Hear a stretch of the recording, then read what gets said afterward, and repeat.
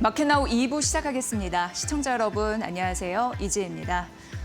이란의 리스크 이런 부분이 좀 장기화되고 있는 느낌, 장기화될 가능성이 있다라는 그런 전략들, 그런 흐름들이 좀 나오면서 유가 급등을 상쇄할 수 있는 반도체의 힘, 이걸 믿었었는데 오늘 반도체 섹터들이 전반적으로 부진하면서 그 영향을 이뤄주지 못하고 있는 모습입니다. 그러다 보니까 삼성전자, SK하이닉스 4에서 5%대 떨어지고 있는 모습이고요. 그러면서 코스피가 5,300선을 이탈한 모습 나타나고 있습니다. 물론 환율 역시 높습니다. 오늘 장중에 1,512원 선까지 올라가는 흐름들이 있었는데 그러다 보니까 외국인의 매도 지속적으로 나오고 있고 기관도 동반 팔자 흐름을 보이고 있고 기관이 저점 매수다 하면서 들어가고 있습니다만 사실은 큰 방어는 못하고 있는 그런 현실이다. 이렇게 정리를 해볼 수 있을 것 같고요.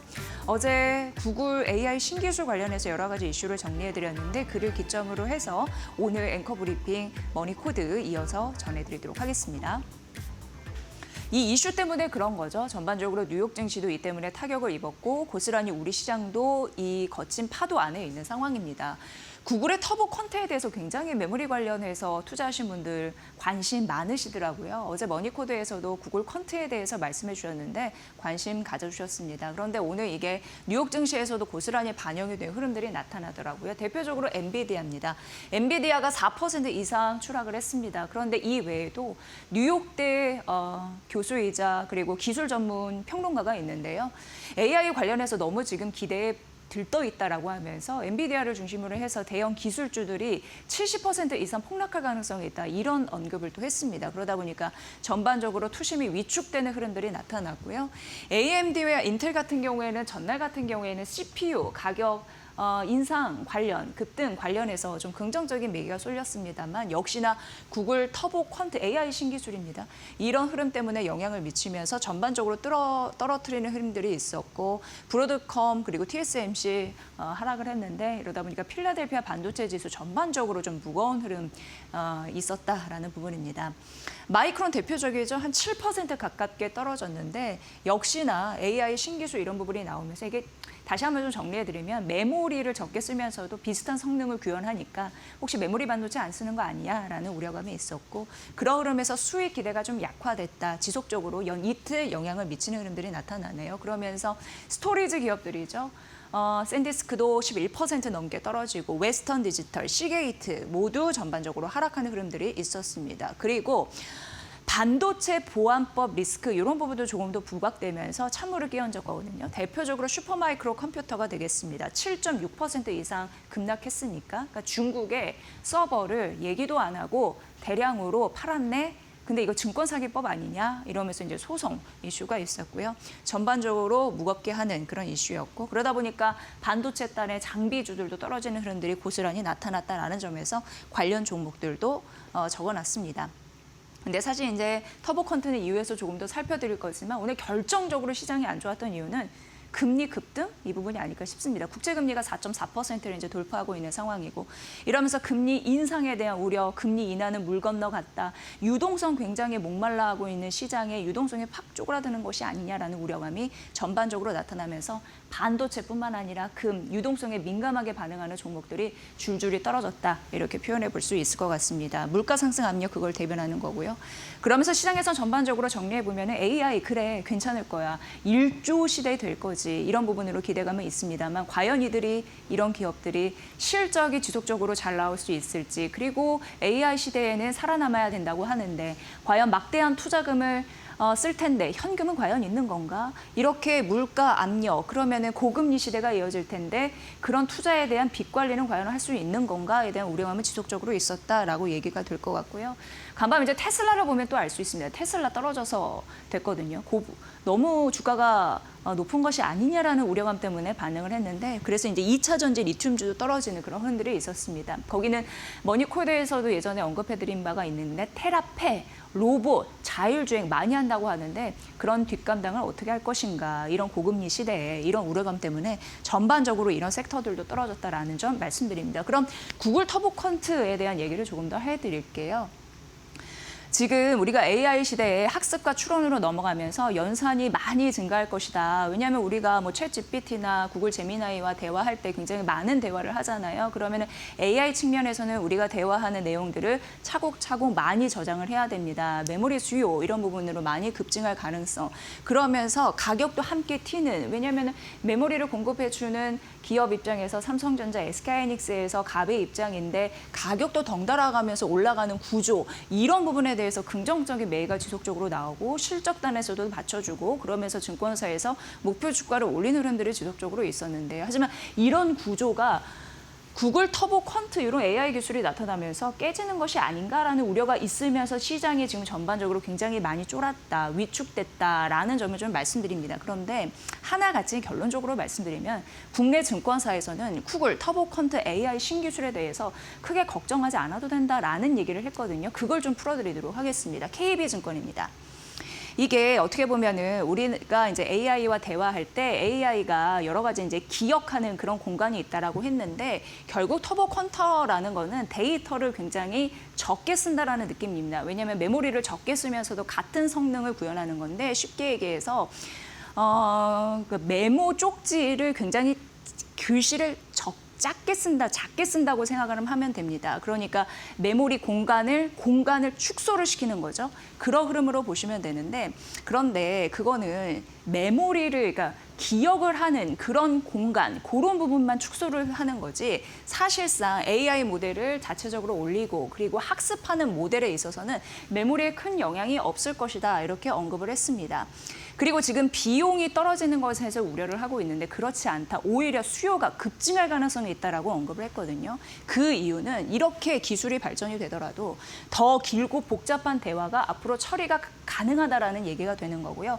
AI 에이전트 시대에 여러 가지 AI들이 동시에 복잡 다단한 그런 흐름들이 구현될 가능성이 많다라는 부분입니다. 그리고 이렇게 된다면 서버가 아니라 자체 내가 가지고 있는 기기에서도 앞으로 뭐 스마트폰이나 PC가 되겠지만 이런 부분으로 AI가 확대될 것이다라는 가능성.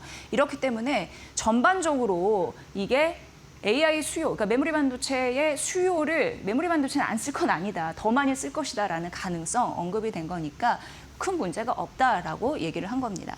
자, 삼성증권의 내용도 보도록 하겠습니다. 지금 우리가 걱정하는 것은 비용이 떨어질 것이야, 비용이 혹시 떨어질 것인가에 대한 우려감인데 그렇지 않다.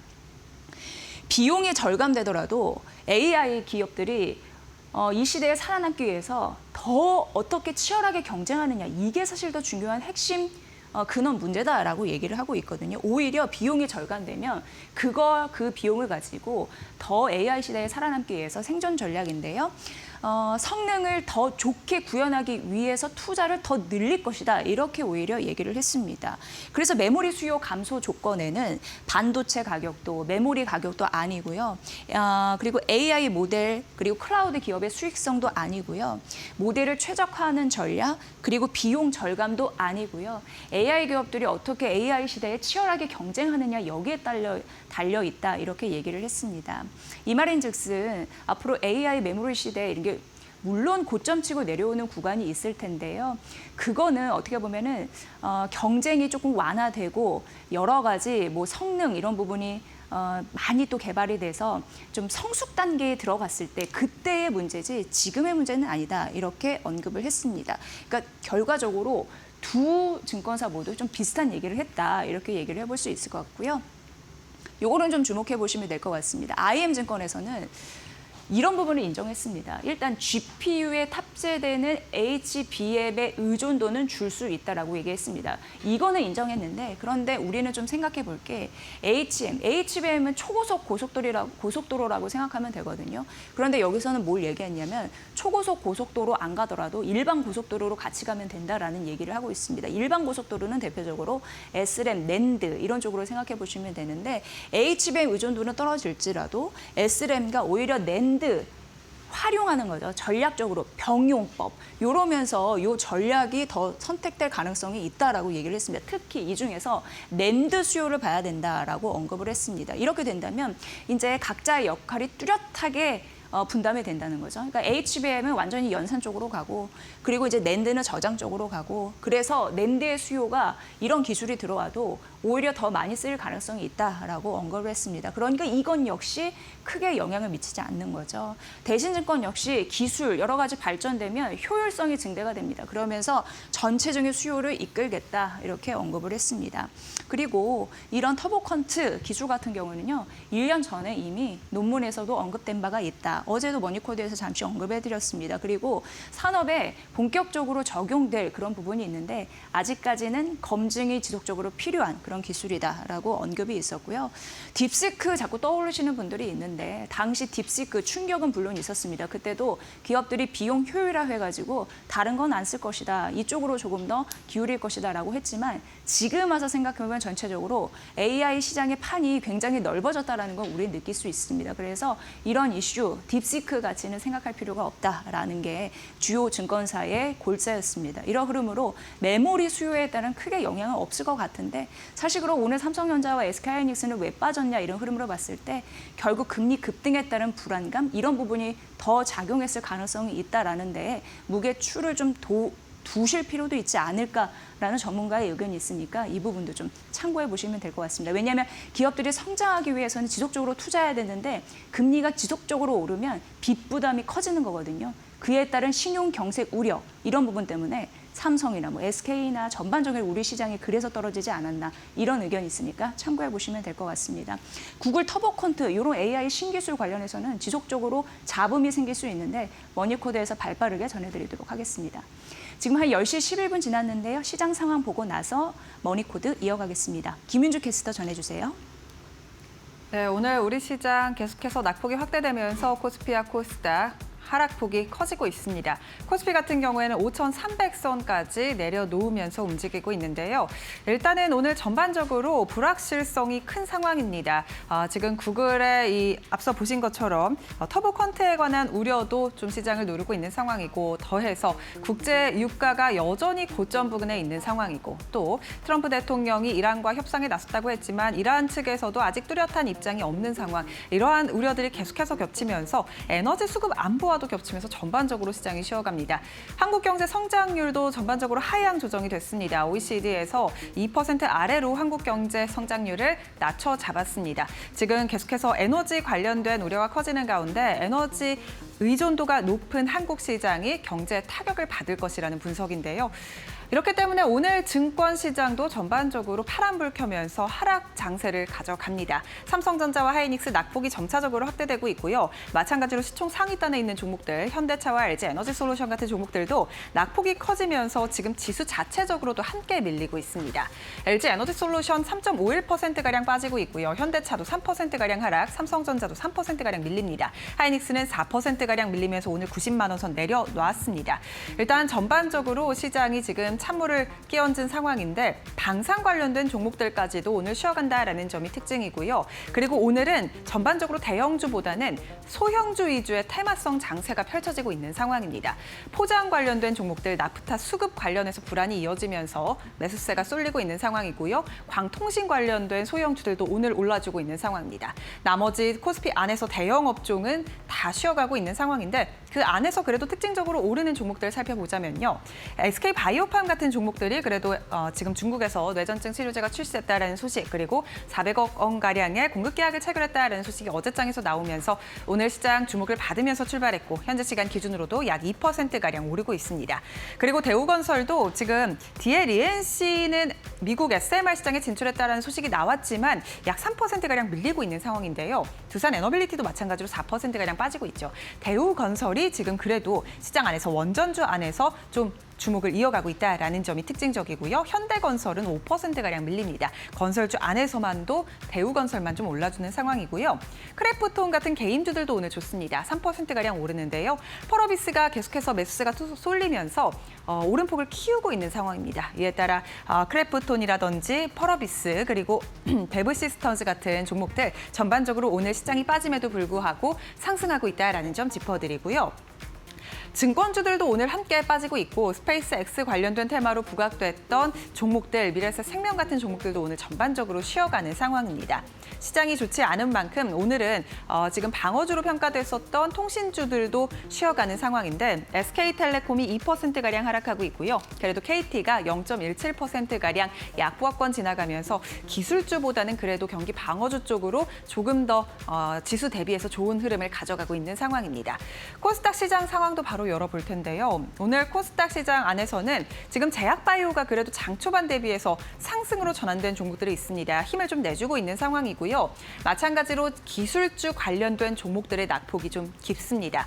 계속해서 금리 관련돼서 인플레 우려가 커지면서 이제 금리 인하는 좀 물 건너갔다라는 시장의 생각이 좀 나오고 있는 상황이고 이에 따라 기술주는 쉬지만 그래도 제약바이오 쪽으로는 개별적인 모멘텀 붙으면서 좀 올라주는 상황이고요. 알테오젠 같은 경우에는 어제 시총 2위를 회복을 했었습니다. 바이오젠과의 대형 기술 이전 계약 체결 소식 때문이었는데 오늘 하락으로 출발을 했는데 다시 상승으로 좀 전환이 됐고요. 1.44%가량 올라줍니다. 다만 삼천당 제약은 5%가량 빠지면서 그간의 급등세를 좀 내려놓는 듯한 모습을 보입니다. 오늘은 알테오젠 쪽으로 조금 더 시장이 주목하고 있다라는 점 말씀드리고요. 미용 의료기기단 안에서도 LNC바이오가 3.67%가량 오르면서 지금 리토에 관한 생산 확대 이슈가 있는 상황인데요. 오늘도 여전히 상승세 이어가고 있고요. 클래시스도 0.76%가량 올라줍니다. 다만 의료기기단 안에서 파마리서치는 1%가량 하락하면서 차별화된 장세를 펼치고 있고요. 리가켄 바이오사이언스 이제 다음 달에 열리는 미국 ADC 임상 관련 학회에서 ADC 관련된 연구 임상 결과를 공개할 예정입니다. 오늘 일단은 3.39%가량 상승하면서 시장 대비해서 굉장히 좋은 상승 탄력 받아가고 있고요. 앞서 말씀드린 것처럼 지금 펄어비스가 10% 넘게 튀어오릅니다. 개장 직후보다도 오름폭이 커지고 있는 상황이고 펄어비스 같은 경우에는 이제 붉은 사막에 대한 기대감으로 올랐던 주가가 출시 직전에 좀 많이 내렸습니다. 다만 다시 출시를 하게 되면서 300만 장가량의 초도 판매량을 기록을 하고 있는 상황이고 계속해서 펄어비스에 대한 이 붉은 사막에 대한 긍정적인 평가가 이어지면서 주가가 다시 이 출시 이전 기대감 주가로 좀 낙폭을 많이 회복하고 있는 상황입니다. 현재 시간 기준으로도 약 10% 가까운 상승세 붙고 있고요. 미용 의료기기주들의 상승과 함께 오늘은 화장품주도 좋습니다. 실리콘2 4%가량 올라주고요. VT, 네이처셀도 1%가량 올라줍니다. 지금 화장품주 관련해서는 최근 들어 외국인의 순매수가 꾸준히 들어오고 있는 상황이고요. 미국 시장과 일본 시장에서의 지금 오프라인 채널 확대 기대감 등의 APR로도 외국인의 순매수 많이 들어오고 있는 상황입니다. 화장품주 후발 주자들까지 오늘 전반적으로 따라오면서 주가가 지수 대비해서 좋은 상황이다라는 점 말씀드리고요. 그리고 오늘 시장의 좀 특징적인 테마성 이슈들, 재지 관련된 종목이라든지 깨끗한 나라 같은 종목들 좀 튀어 올라줍니다. 앞서 말씀드린 것처럼 지금 나프타 관련된 수급 우려가 커지고 있는 상황이고요. 정부는 나프타 수출 제한을 오늘자로 걸기도 했습니다. 이렇게 나프타 관련된 가격도 급등하고 있고 이제 포장재에 대한 우려까지 커지면서 플라스틱 포장 대체재로 좀 수급이 강하게 들어오고 있다는 점 말씀드립니다. 재지 관련된 종목들 그리고 플라스틱 대체재 관련된 종목들 오늘 올라주면서 세린 BNG 같은 종목들도 현재 시간 기준으로 상한가 장중에 도달했다는 점 말씀드립니다. 지수 상황도 바로 열어보시죠. 코스피는 3% 가까이 빠지면서 오늘 일중 저점 부근 지나가고요. 5,295포인트 지나갑니다. 코스피 200도 3.12%가량 하락하면서 개장 직후 대비해서 계속해서 2%에서 3% 가까운 낙폭을 유지하고 있는 상황이고요. 낙폭이 조금씩 커지고 있습니다. 코스닥 같은 경우에는 그래도 1% 가까운 하락세. 오늘 코스피보다는 코스닥 쪽으로 조금 더 그래도 지수가 방어적인 모습을 가져가는데요. 1.94%가량 하락 중입니다. 1,114포인트 지나갑니다. 아무래도 지금 중소형 테마주 단으로 움직이다 보니까 시장이 대형주보다는 소형주 쪽으로 움직이는 만큼 코스닥 쪽은 그래도 지수가 받쳐주는 모습을 보여주고 있는 상황인데 그래도 여전히 시장 분위기는 좋지 않습니다. 매매 동향 바로 열어보시죠. 외국인의 수급이 계속해서 빠져나갑니다. 오늘도 원달러 환율이 1,500원 선을 넘어서며 출발을 했고 현재 시간 기준으로도 외국인의 수급 이탈이 좀 가속화되고 있는 상황인데요. 어제 외국인이 코스피 시장 3조 가까이 팔았는데 오늘도 1조 3천억가량 오전장 들어서만 팔고 있습니다. 이번 주 내내 외국인은 1조 원 넘는 조 단위 매도를 코스피 시장에서 보이고 있고요. 기관도 오늘은 1,500억가량 팝니다. 개장 초반에는 기관의 순매수가 좀 들어왔었는데 순매도로 전환이 된 이후에 지금 매도폭을 조금씩 키우고 있는 상황이고요. 오늘 개인의 순매수가 또 뒷받침되면서 외국인과 개인의 줄다리기가 여전히 지속되고 있습니다. 개인은 1조 4천억가량 코스피 시장 담아냅니다. 코스닥 매매 동향도 함께 살펴볼 텐데요. 오늘 코스닥 시장도 개인의 순매수 들어오고요. 외국인이 그래도 지금 9억가량 좀 방향성을 탐색하는 모습을 보이고 있는 상황인데 순매도에서 조금 순매수로 전환된 모습을 보이고 있지만요. 순매수에서 순매도로 좀 전환이 될 것 같은 모습을 보이고 있지만요. 장이 마감될 때까지 외국인의 수급 향방이 어디로 쏠릴지 주목해 보시는 게 좋을 것 같습니다. 일단은 현재 시간 기준으로 방향성 탐색하고 있습니다. 기관은 팔고 있고요. 개인은 시장을 담고 있습니다. 오늘 양시장에는 개인의 수급이 좀 강하게 들어오고 있다는 점이 특징적입니다. 지금까지 시장 상황 열어봤습니다. 오늘 전반적인 분위기를 보면 결국 이란의 전쟁 리스크 이게 시장을 좀 짓누르고 있다 이렇게 표현을 해볼 수 있을 것 같습니다. 물론 이란 리스크 지속적으로 터지면서 우리 시장은 일희일비하는 모습을 보이고 있는데요. 이런 장세에 우리가 꼭 준비해야 될 상황이 있다라고 하는데 한국투자증권의 리포트부터 또 이어가 보도록 하겠습니다. 지금 미국과 이란의 충돌 좀 장기화되지 않을까라는 우려감 지속적으로 나오고 있는 상황인데 한국투자증권에서는 그럼에도 불구하고 긴장 완화 시 시나리오를 우리가 준비해야 된다라고 언급을 했습니다. 그러면서 나라별로 분석을 했더라고요. 일단 미국보다는 유럽과 아시아를 주목하라라는 얘기가 있는데 뭐냐면 지연된 각국의 내부 정책에 대해서 니즈가 있다라는 겁니다. 그러니까 이런 국가 같은 경우에는 전쟁이 이제 종료가 된 이후에 무엇보다도 기업들을 부흥시켜서 경제를 끌어올리려고 하는 니즈가 있는데 그런 부분으로 들어갈 수 있는 전략이 있다라는 부분이고요. 그동안 고유가 부담이 컸던 그런 부분을 에서 점수 좀 깎는 흐름들이 있었는데요. 누가 더 많이 깎였냐 그런 부분에서 저가 매수세가 유입될 가능성 그런 부분을 보면 유럽과 아시아 쪽이다라고 언급이 되고 있는 상황입니다. 미국 또한 유럽과 아시아 대비해서는 뒷전에 있습니다만 사실 미국에서도 중대한 과제가 있죠. 그래서 2분기 안에 일단 외부 숙제를 해결해야지 미국의 중간 선거 트럼프 대통령이 굉장히 중요하게 하고 있는 그런 잣대입니다. 그런 부분을 봤을 때 외부 숙제 해결해야지 이제 내부 숙제 해결할 수 있습니다. 그런 부분에서 봤을 때 미국 그 다음이니까 이 부분 보시고요. 반발 매수세가 유입될 가능성이 있잖아요. 그러면 그 섹터는 아무래도 경기 민감주 그리고 내수주가 될 것이다라는 가능성이 있는데 다음 페이지에서 보면 재진입 시도에 대한 전략은 약간 다릅니다. 그건 뭐냐면 인프라, 산업재, 금융주 되겠습니다. 그래서 앞으로 전 방위적으로 인프라, 산업재, 금융주 섹터 볼 텐데 뒤에도 좀 연결을 해놨습니다.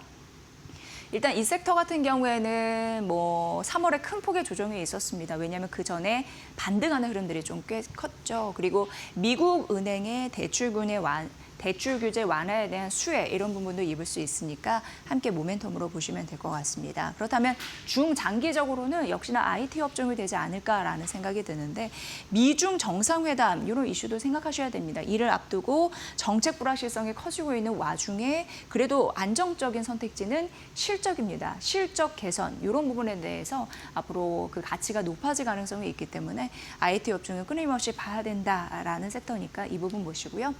그렇다면 우리가 꼭 봐야 할 업종이 있잖아요. 다음 페이지에서 그 관련 종목들 만나보도록 하겠습니다. 모건 스탠리에서 삼성전기를 얘기했는데 여기는 이제 목표 주가에서 좀 잘 따져볼 부분이 있습니다. 그걸 좀 비교 분석해 드리도록 하겠습니다. 삼성전기는 무엇보다 이제 기판 그런 모멘텀을 갖고 가는 그런 기업인데 전반적으로 긍정적인 흐름들은 AI 시장이 레벨업 됐다는 거예요. 그러면서 여러 가지 칩 수요가 많고 그러면 칩을 연결하는 기판이 필요할 거고 기판 관련 중심 그런 부분에서 삼성전기가 돋보일 가능성이 있다라고 언급을 했습니다. 예전에는 CPU 중심이었거든요. 두뇌. 그런데 이제는 CPU. 예전에 이제 GPU 중심이었는데 GPU 중심에서 이제는 CPU, 두뇌 이쪽과 더불어서 DPU, NIC 이거는 어떻게 보면 그냥 연결하고 전송하는 그런 연결을 한다고 생각하시면 되는데 여러 가지 칩 수요가 늘어난다 이렇게 생각하시면 될 것 같고요. 자연적으로 기판 수요로 이어진다. 그런데 삼성전기는 이제 최첨단 공적으로 만든 기판이기 때문에 ASP 한 개만으로도 단가가 더 셀 가능성이 있습니다. 그에 따른 수익성 이런 부분도 보시면 될 것 같고요. ABF, 그러니까 전체적으로 기판 시장이 내년부터 다시금 공급 부족에 직면한다고 하는데 왜냐하면 생산 라인 이런 부분에 대해서 크게 물건을 많이 만들어내지 못하거든요. 그렇다면은 공급이 제한되니까 어떻게 보면 공급자 우위 시장이 될 가능성이 굉장히 있습니다. T 글라스는 이제 핵심 원료인데요. 이런 부분도 부족하면서 게다가 이런 거 만들어내는 거, 최첨단 기판을 만들어내는 공법 이런 부분이 높은 기술 인증 이런 부분을 받아야 되는 그러니까 장벽이 높다라는 거죠. 그런 부분이 있기 때문에 여러모로 호재다 이런 얘기를 하고 있습니다. 하이엔드가 그런 걸 얘기하는 거겠죠. 최첨단, 최공정. 그런 걸 얘기하는 거고 네트워킹 기판에 대한 비중은 나날이 AI 시대에 높아져 가고 있는 상황입니다. 그래서 밸류 체인 단에서도 봐야 될 그런 종목이 있다라고 언급했는데 대덕전자, 코리아서킷, LG 이노텍은 뒤에도 있으니까 보시고요. 이런 종목들이 자꾸 언급되는 이유가 바로 여기 있다라고 보시면 됩니다. 다만 모건 스탠리에서는 목표 주가를 43만 원으로 얘기를 했는데요. 오늘 한 7% 떨어지죠. 그래서 한 42만 원 정도 가고 있는데 그래도 비중 확대 유지는 좀 언급을 했습니다. 목표 주가 근데 사실 이제 모건 스탠리가 이게 이제 작년 한 4월이었는데 굉장히 목표 주가를 낮게 잡았습니다. 한 13만 원. 그러다가 올해 11월에 30만 원까지 올렸거든요. 그리고 올해 2월에 43만 원, 한 42만 원에서 3만 원 얘기했습니다. 그러면서 목표 주가는 유지하고 있는 상황입니다. 그러니까 예전보다는 나아졌지만 현재가 수준이다. 이렇게 보시면 되고 그래서 궁금해서 국내 증권사에서 최근 삼성전기 많이 다루고 있거든요. 보니까 교보증권이 한 60만 원 제시를 했습니다. 그리고 대신가 하나가 이거 최근 나온 겁니다. 55만 원으로 어제 올려 잡았더라고요. 그러니까 모건 스탠리와 국내 증권사의 시각 이런 부분에서 목표 주가 상하단 이런 부분 잘 계산해서 판단해 보시길 바라겠습니다.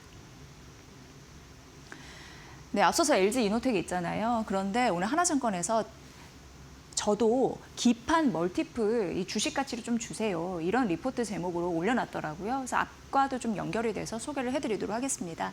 LG 이노텍도 목표 주가를 올립니다. 하나증권에서 48만 원으로 올려잡는 흐름들이 있었고 물론 모바일 수요는 역성장, 그러니까 모바일, 그러니까 핸드폰 많이 안 산다 그런 부분이 있지만 그래도 거기에 들어가는 핵심 부품은 값이 올라가니 하나를 팔아도 수익성이 날 것이다 이렇게 계산을 했습니다. 대표적으로 가변 조리개 카메라 모듈 이런 부분에서 이제 공급하다 보니까 이런 성장 핵심 동력이 있다라는 부분이고요. 신산업도 지속적으로 하는데 그런 부분에서 여기 밑에다 적어놨습니다. 그리고 무엇보다도 고객사, 휴머노이드, 고객 이런 부분은 다변화됩니다. 피지컬 AI 이쪽으로도 관련이 되어 있는 그런 문제일 수도 있습니다. 이러면서 센싱, 부품 협력사 이런 부분에 대한 니즈 함께 묶일 수 있는 상황이고요. 이렇다 보니까 1분기 영업이익 추정치를 올려잡았습니다. 하나증권에서도. 그러니까 일단 1분기 영업이익은 2,100억 원이 넘어갈 것으로 예상되는데 1년 사이 70% 성장한 그런 수치가 되겠습니다. 이게 기존 대비해서 거의 30% 올려잡은 그런 부분이거든요. 그러니까 영업이익 추정치가 올라갔다는 것은 긍정적인 시그널일 수 있습니다. 투자 때 참고해 보시고요. 북미 모바일 이쪽에서 굉장히 괜찮다고 하고 판매가 그리고 광학, 패키지 이쪽으로 실적이 개선되는 바 영업이익 추정치를 올려잡은 이유 이쪽에서 밝혔으니까 참고해 보시기 바랍니다.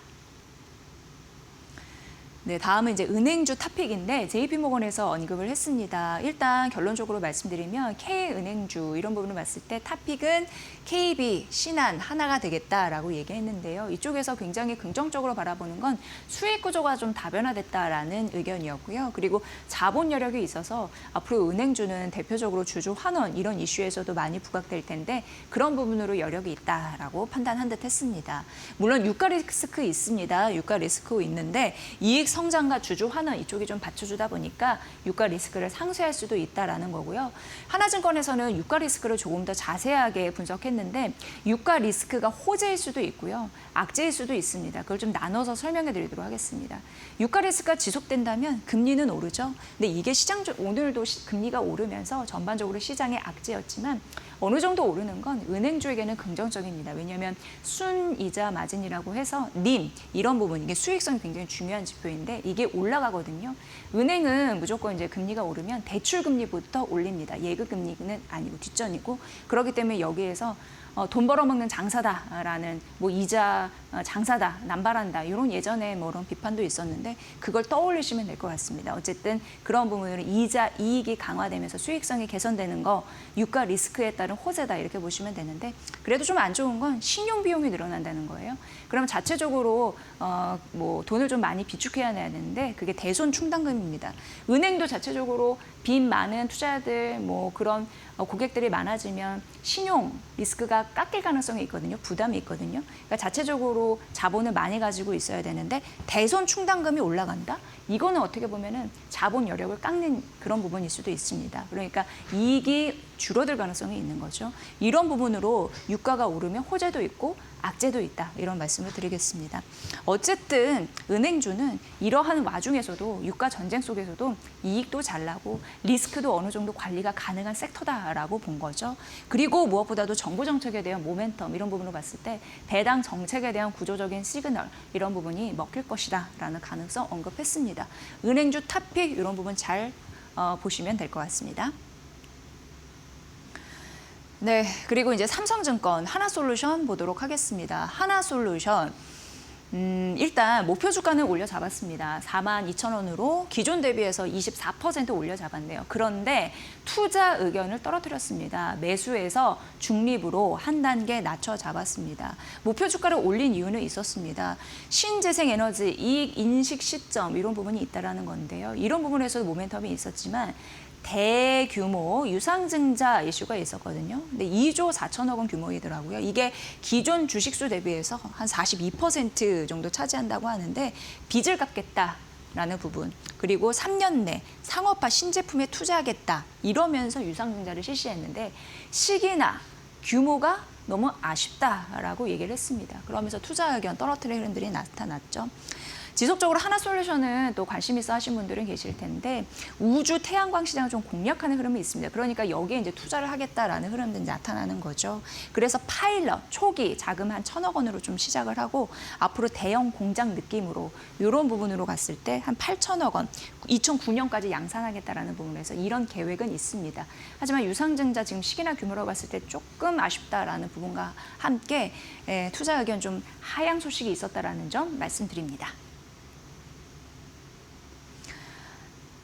오늘 대한항공과 뒤에 이제 제주항공 말씀드릴 텐데 이 두 종목은 그래도 뭐 큰 폭은 아니지만 상승세이고 시가 대비 상승분 높이는 양봉의 흐름을 하면서 그래도 나쁘지 않은 흐름을 좀 보이고 있는 상황입니다.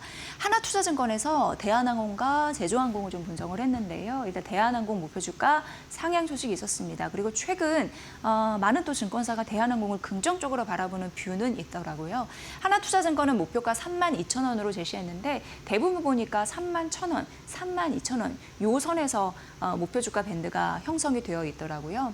여기는 아시다시피 대한항공, 아시아나, 통폐합 이런 부분 좀 있는데 그런 효과가 기대된다라는 부분이고 일찌감치 작년부터 아시아나 구조조정 관련해가지고 비용 개선 이런 부분은 있었습니다. 그래서 기대감은 있고 예전에 이제 전쟁 터지기 전에 사실 이 항공주 관련해가지고 프리미엄이 붙는 게 이제 방산이었는데요. 종전이 되면 방산 프리미엄이 다시 붙을 가능성이 있다라고 언급이 됐습니다. 1분기 굉장히 이제 무난할 것으로 보이는데 여객 쪽 무난하다는 거고요. 계절적으로 긍정적이라고 합니다. 그리고 이제 화물 같은 경우에도 엄청난 양은 아니지만 그래도 고단가가 있기 때문에 전략적으로 맞아 떨어진다라고 얘기를 했고요. 2분기 유가 상승 부담은 있습니다. 하지만 외화 매출 벌이로 이 부분을 좀 상쇄 가능하다라고 하면서 리스크가 제한적인 것을 좀 밝혀놨습니다. 하반기 같은 경우에는 통합 요거 이제 이슈 병합 요 이슈와 더불어서 방산 모멘텀이 집중될 거라서 긍정적이라고 하네요. 대한항공 목표 주가 상향 소식 알려드리면서 다음 페이지 하나 더 언급해드리도록 하겠습니다. 하나투자증권은 기본적으로 LCC는 그렇게 매력적으로 보지 않는데요. 그럼에도 불구하고 제주항공을 얘기한 이유는 있습니다. 일단 앞서서 이제 대한항공이 거의 뭐 탑픽이라고 보시면 되고 차 선호주는 제주항공이다 이렇게 보시면 됩니다. 목표 주가와 투자 의견 둘 다 올려잡았습니다. 목표 주가 6,500원으로 올려잡았고 투자 의견 역시 매수로 올려잡았습니다. LCC 업황은 부정적이나 제주항공 자체적으로는 체력이 긍정적이라고 얘기를 했고요. 매크로 변동성이 확대되고 있는 와중에도 구조조정 이후에 점유율을 확대해 나갈 수 있는 가능성을 언급을 했습니다. 최근 주가가 많이 떨어졌는데 너무 많이 떨어졌다. 그래서 반등의 여력이 더 탄력적으로 나올 가능성이 있다라는 언급이었습니다. 이 부분까지 참고해 보시면 될 것 같습니다. 앞으로 이 비행 관련주들이 올라갈 수 있을지 그 여력 잘 챙겨보세요. 네, 오늘 시장 전반적으로 좀 파란 물결입니다. 이 시장을 좀 어떻게 봐야 되는지 여전히 이제 전쟁 리스크 이런 부분에 좀 민감한 것 같습니다. 이난희 파트너님 연결해 보도록 하겠습니다. 반갑습니다. 네, 안녕하세요. 반갑습니다. 네, 오늘 시장 조금 많이 떨어집니다. 어떻게 보십니까? 네, 네. 시장이 이렇게 된다라는 것은 제가 벌써 한 일주일 전, 그죠? 여기서도 말씀을 좀 드렸고, 삼성전자, SK하이닉스가, 그죠? 기술적 흐름으로 60일선을 반드시 지켜야 된다. 이런 얘기를 많이 말씀을 드렸지 않습니까? 결국 이 얘기는 뭐냐면은, 여러분들께서 지금 보면은 이 개인 투자자분들께서 오늘도 마찬가지입니다. 이 삼성전자와 SK하이닉스를 끌고 온 주체가 누구냐면은 외국인이잖아요. 근데 이 외인들이 너무나 많이 팔고 있단 말이에요. 근데 지금 이 처음 주식을 하거나 이러시는 분들은 무조건 삼성전자, SK하이닉스밖에 살 줄을 모르는 거예요. 물론 이 주식이 나쁘다는 건 아니지만은 이 주식이 상승하는 데 있어서는 가장 중요한 핵심 키포인트가 뭐냐면은 시황이란 말이에요. 시황. 그러니까 정배열에서 이 그 기술적으로 흘러갈 때 정배열에서는 그 기술적 흐름, 가치 분석, 그리고 또 수급 분석 이런 것들이 맞아 떨어지지만 지금 이 전체 시황이 어떠냐면은 가장 시황에서 지금 현재 상황에서 직격탄을 맞을 수 있는 애들이 누구냐면 삼성전자와 SK하이닉스라고요. 왜냐하면 그 지수와 관련돼 있기 때문에. 그런데 지금 보면 오늘도 개인들이 그 1조 5천억 가까이 지금 매수가 들어오고 있고 외인들이 팔고 있는 걸 다 받아주고 있거든요. 지금 여러분들도 이렇게 뭐 뉴스를 통해서나 이렇게 보셨겠지만은 지금 그 미국의 사모펀드 하나가 그죠 상당히 지금 뭐 환매가 많이 일어나서 뭐 70%밖에 주지 않는다. 그 금액이 작은 금액이 아니란 말이에요.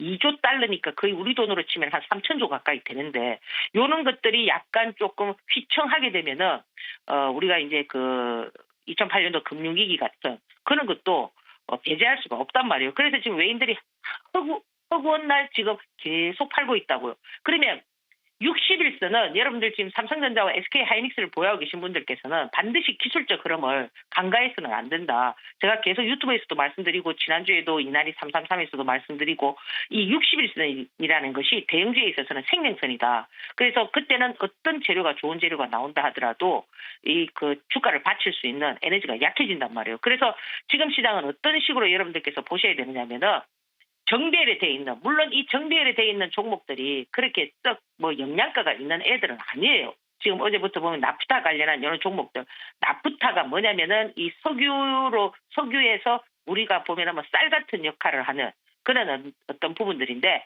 지금 중동 위기가 오면서 이제 석유가 원활하게 이제 공급되지 않기 때문에 또 일부 국가에서는 이미 비축유가 이제 지금 조금씩 줄어들고 있고 우리 같은 경우도 뭐 이제 비축유를 써야 되는 이런 어떤 현상들이 나오다 보니까 지금 이 나프타 관련한 뭐 종이라든지 플라스틱이라든지 이런 관련한 종목들이 지금 현재 움직이고 있습니다.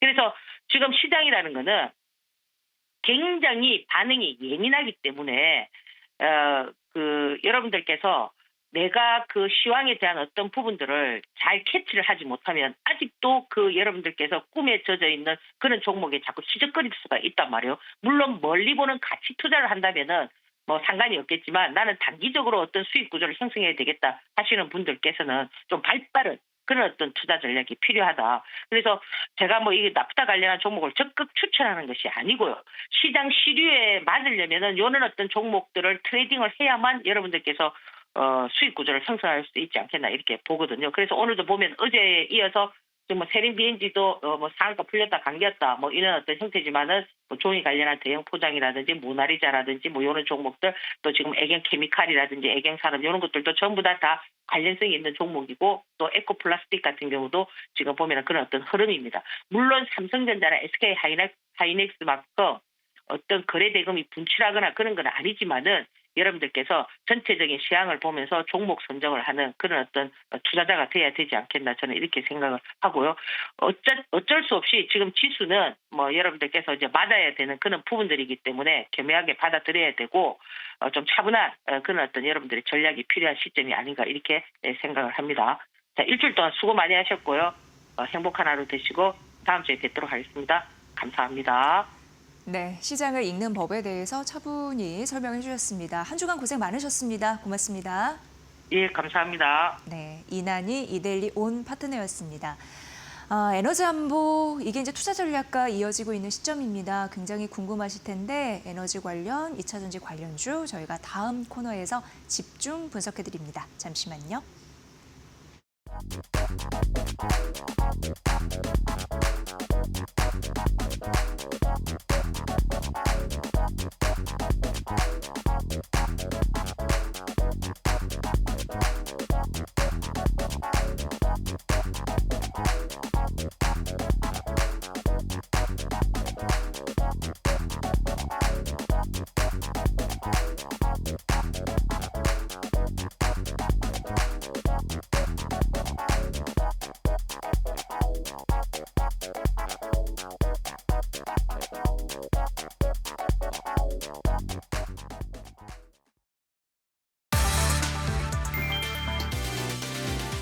중동 전쟁 리스크가 다시 부각되며 뉴욕 금융시장이 동반 약세를 보였다. 26일 S&P 500은 1.74%, 나스닥은 2.38% 급락하며 기술적 조정 국면에 진입했다. 국제 유가가 5% 가까이 폭등하며 배럴당 94달러를 돌파하자 인플레이션 공포가 다시 확산된 탓이다. 시장이 패닉에 빠지자 트럼프 대통령은 이란의 요청에 따라 공격 유예 시한을 4월 6일로 열흘 더 연장한다고 발표했다. 하지만 월가는 실제 협상 진전이 제한적이라며 의구심을 거두지 않고 있다. 특히 협상 결렬 시 이란 경제의 심장부인 하르그섬 타격 가능성까지 거론되며 긴장감은 최고조에 달했다. 유가가 120달러를 넘어설 경우 미국 경기 침체 확률이 50%를 상회할 것이라는 경고도 나온다. 공급 충격에 따른 물가 상승과 소비 위축이라는 이중고 속에 연준의 고민도 깊어지고 있다.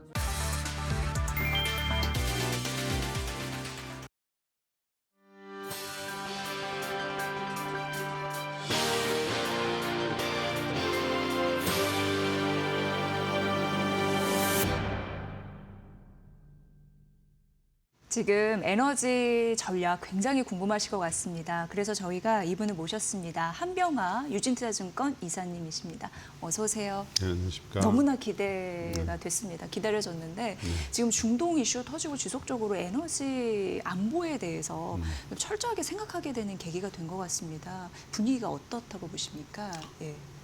그렇죠. 지금 유례 없는 사실은 에너지 위기지 않습니까? 뭐 이게 오일 쇼크 아마 최근에 주식 투자하신 분들은 전혀 보지도 못하셨을 거고 저도 뭐 사실은 오일 쇼크 아주 어릴 때 있었기 때문에 체감을 못했는데 이번은 사실은 뭐 그때보다 더 어렵다는 게 이제 IEA의 그 공식적인 발표이고. 예. 이게 이제 우리가 특히 이제 거의 대부분의 화석연료 에너지들을 수입을 하잖아요. 우리나라가 수입한 게 지난 3년 평균 보면 1년에 1,400억 달러 근처를 수입을 합니다. 네. 그러니까 이걸 수입을 하는데 이 중에서 이제 화학이나 이런 정유 쪽에 들어가는 원유가 한 60% 되고요. 그걸 제외하고 보더라도 1년에 뭐 거의 한 100조 이상을 지금 우리 연료로 에너지로 쓰고 있는 상태이거든요. 네. 그러니까 그동안 이제 이거를 대비를 하기 위해서 과거에는 이런 이제 에너지 독립 이런 것들이 광구 확보였어요. 네. 그러니까 뭐 가스 광고를 확보를 하고 석탄 광고를 확보하고 원유 광고를 확보를 하고 뭐 이런 것들이었죠. 근데 이 패러다임이 전환이 된 게 꽤 이제 오래됐잖아요.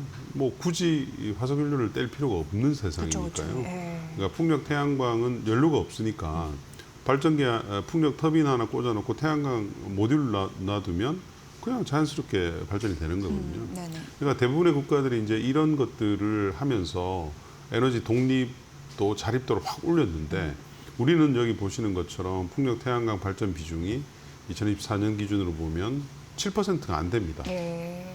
그러니까 OECD 전체에서 우리가 꼴찌 국가예요.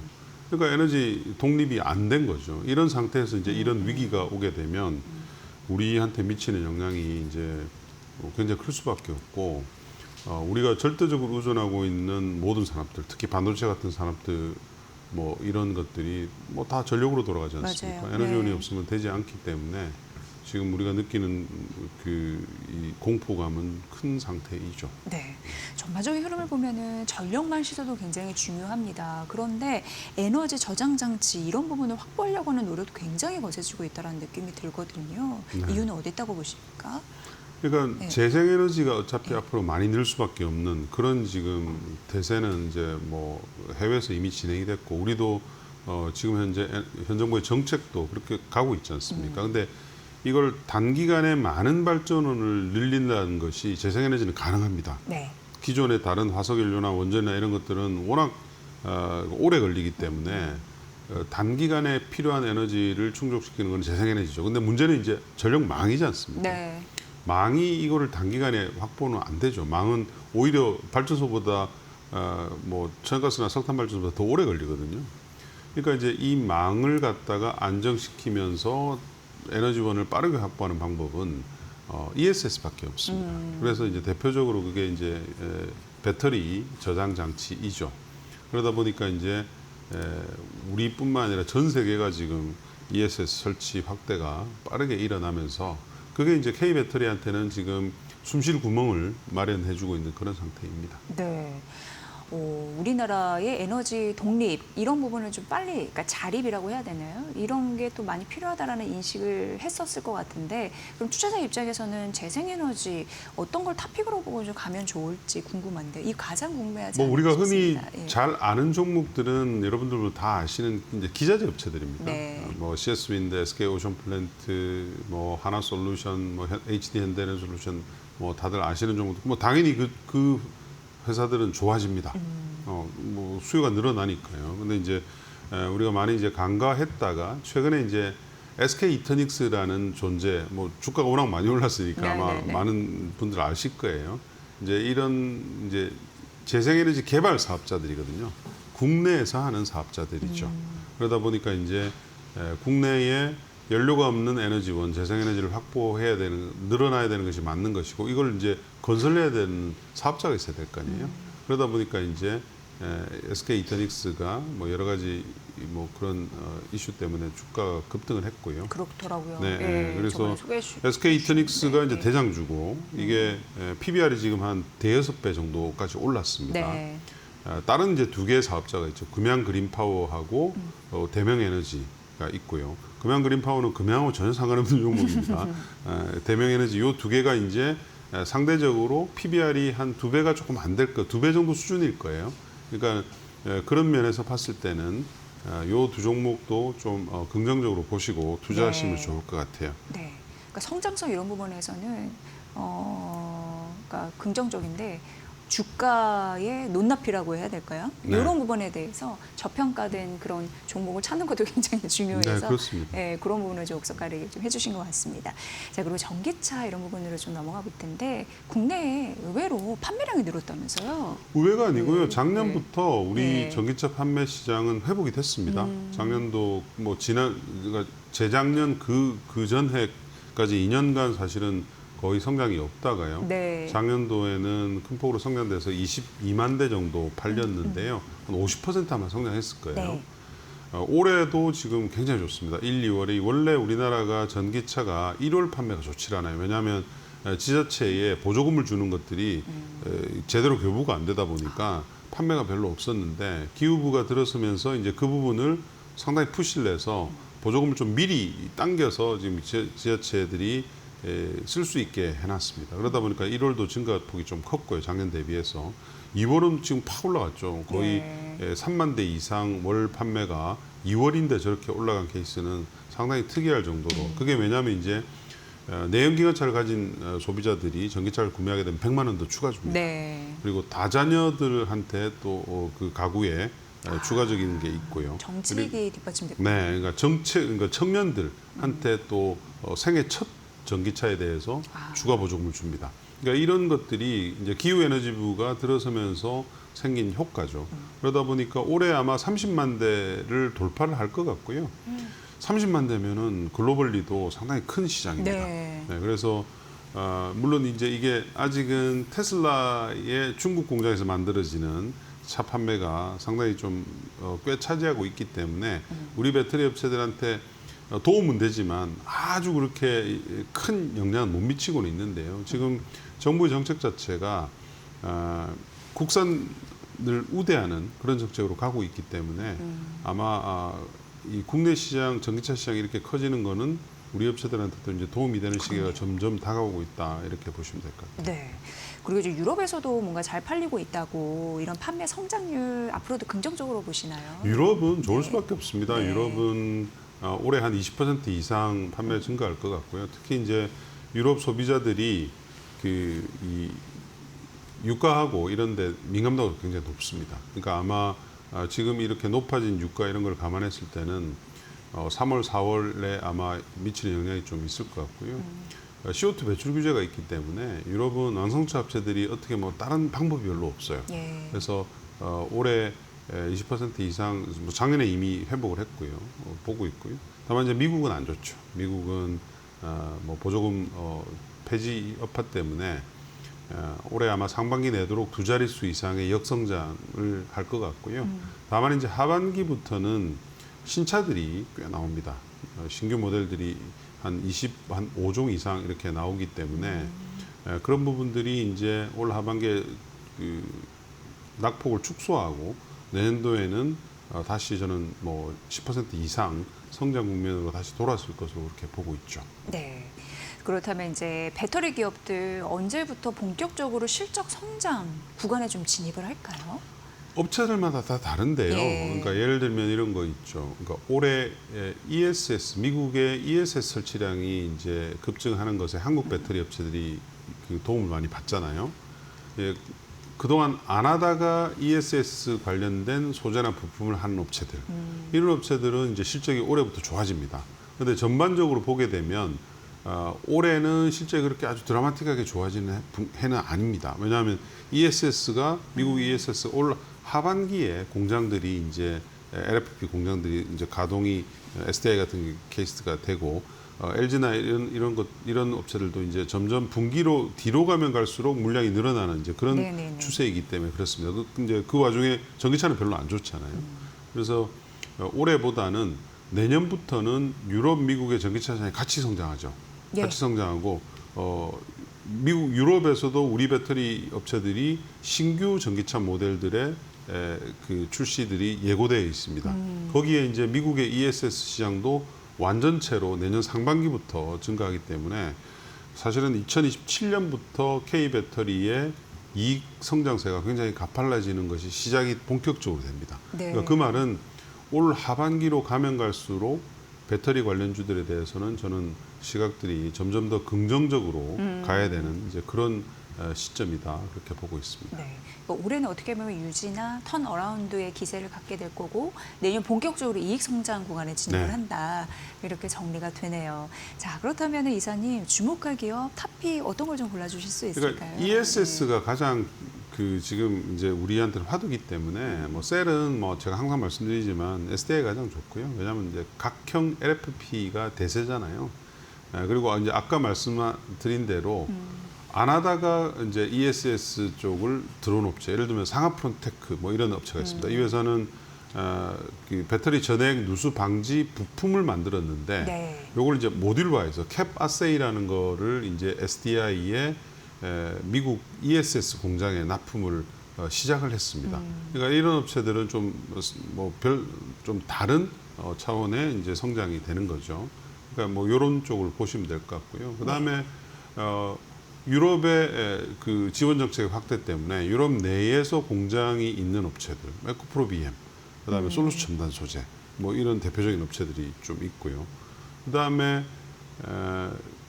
소디움 배터리가 이제 LFP 작인데 굉장히 지금 빨리 시계가 전환이 되고 있어요. 그래서 우리도 이제 많이 할 수밖에 없거든요. 그러니까 이 소디움 배터리가 되면 알루미늄 박이 구리박을 대체를 하게 됩니다. 네. 그러면 알루미늄 박 양이 확 늘어나잖아요. 그래서 그것과 관련된 종목 DI 동일 뭐 이런 종목들이 있습니다. 그러니까 이런 아이디어들을 생각을 하셔서 하시는데 어쨌든 전반적인 흐름은 올 하반기로 가면 갈수록 배터리 관련주들의 투자 매력은 높아진다. 네. 네, 그렇게 보시면 됩니다. 네. 하반기 정도 방끈 웃는 경기차 관련주 되겠네요. 그럼 지금부터 차근차근 좀 준비를 해나갈 네. 시점이 아닐까 싶습니다. 어두운 터널 빠져나가고 있다는 생각이 좀 확실히 드네요. 그런 부분에서 여러분 수익률 업 시키시길 바랍니다. 에너지 안보 굉장히 중요한 이 시점에 잘 모신 것 같고요. 앞으로도 좋은 인사이트 부탁드리겠습니다. 네, 네, 한병화 유진투자증권 이사였습니다. 고맙습니다.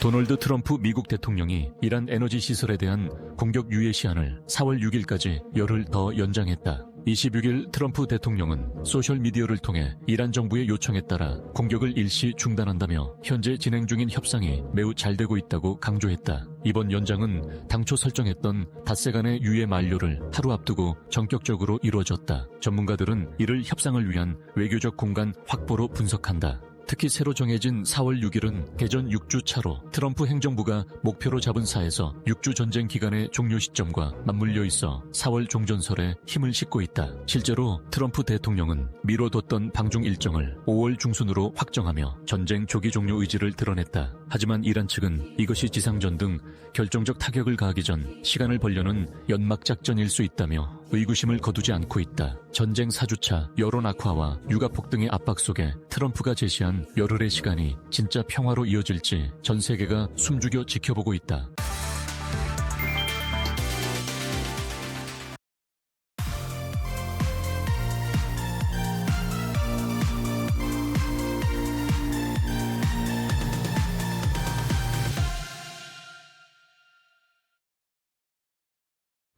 트렌드를 보면 돈이 보인다. 안녕하세요. 마켓나우 트렌드 속으로 김수현입니다. 요즘 방산 뉴스 정말 많죠? 그런데 이번 건은 조금 결이 다릅니다. 한국이 전투기 KF-21 보라매가 양산 1호기까지 나왔습니다. 이젠 단순 개발 성공이 아니라 실제 전력화 그리고 실적으로 이어지는 단계까지 들어온 건데요. 이 KF-21이 어떤 프로젝트냐면요. 2001년 김대중 대통령이 전투기 독자 개발 선언 이후 25년 동안 이어진 사업입니다. 개발비만 약 7조 원이 넘게 들어갔고요. 중간에 기술 이전 거부, 경제성 논란, 공동개발 갈등까지 계속 흔들렸던 프로젝트였습니다. 특히 미국이 핵심 기술 이전을 거부하면서 한 번 크게 막혔었는데요. 결국 AESA 레이더까지 자체 개발에 성공하면서 핵심 기술을 확보했습니다. 최고 속도 마하 1.8, 항속거리 약 2,900km 수준이고 지난 3년 동안 1,600회가 넘는 시험 비행에서도 사고 없이 성능 검증까지 끝낸 상태입니다. 이제는 실제 배치로 이어집니다. 올해 하반기부터 공군 배치가 시작되고요. 초기 물량 40대가 납품될 예정입니다. 이후 성능이 강화된 후속 모델까지 포함해서 2032년까지 총 120대 규모로 확대되는 계획인데요. 여기서 끝이 아닙니다. 이 프로젝트에는 국내 600개가 넘는 협력업체가 참여했고 국산 화율도 60% 이상입니다. 생산 유발 효과만 20조 원대, 기술 파급 효과까지 포함했을 때는 약 70조 원 규모로 평가되고 있습니다. 즉 전투기 하나가 아니라 산업 전체가 같이 움직이는 구조입니다. 그리고 이제 시장은 수출로 이어지는지를 보고 있습니다. 인도네시아를 비롯해서 중동 국가들까지 도입 논의가 이어지고 있어서 수출이 현실화됐을 때는 내수 중심 사업에서 글로벌 매출 구조로 확장될 가능성이 있습니다. 이 흐름의 중심에 있는 기업이 바로 한국항공우주산업입니다. KF21 양산 1호기가 나오면서 실제 실적으로 연결되는 구간에 들어갔다는 평가를 받고 있습니다. 증권가에서는 목표 주가를 상향하고 있는데요. 핵심은 이익 증가 속도입니다. KF21의 내수 양산이 시작되면서 영업이익이 점진적으로 확대될 것으로 보입니다. 올해 기준으로도 주요 방산 기업들 가운데서 성장률을 따라올 수 있는 곳은 많지 않다는 분석인데요.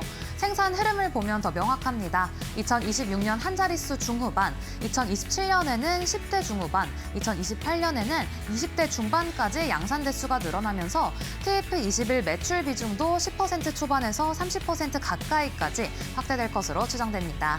즉, 한 제품이 회사 전체의 실적 구조를 바꾸는 구간인 건데요. 여기에 현재 확보된 수주 잔고와 인도 일정만으로도 2028년까지는 실적 가시성이 확보됐다는 평가가 나옵니다.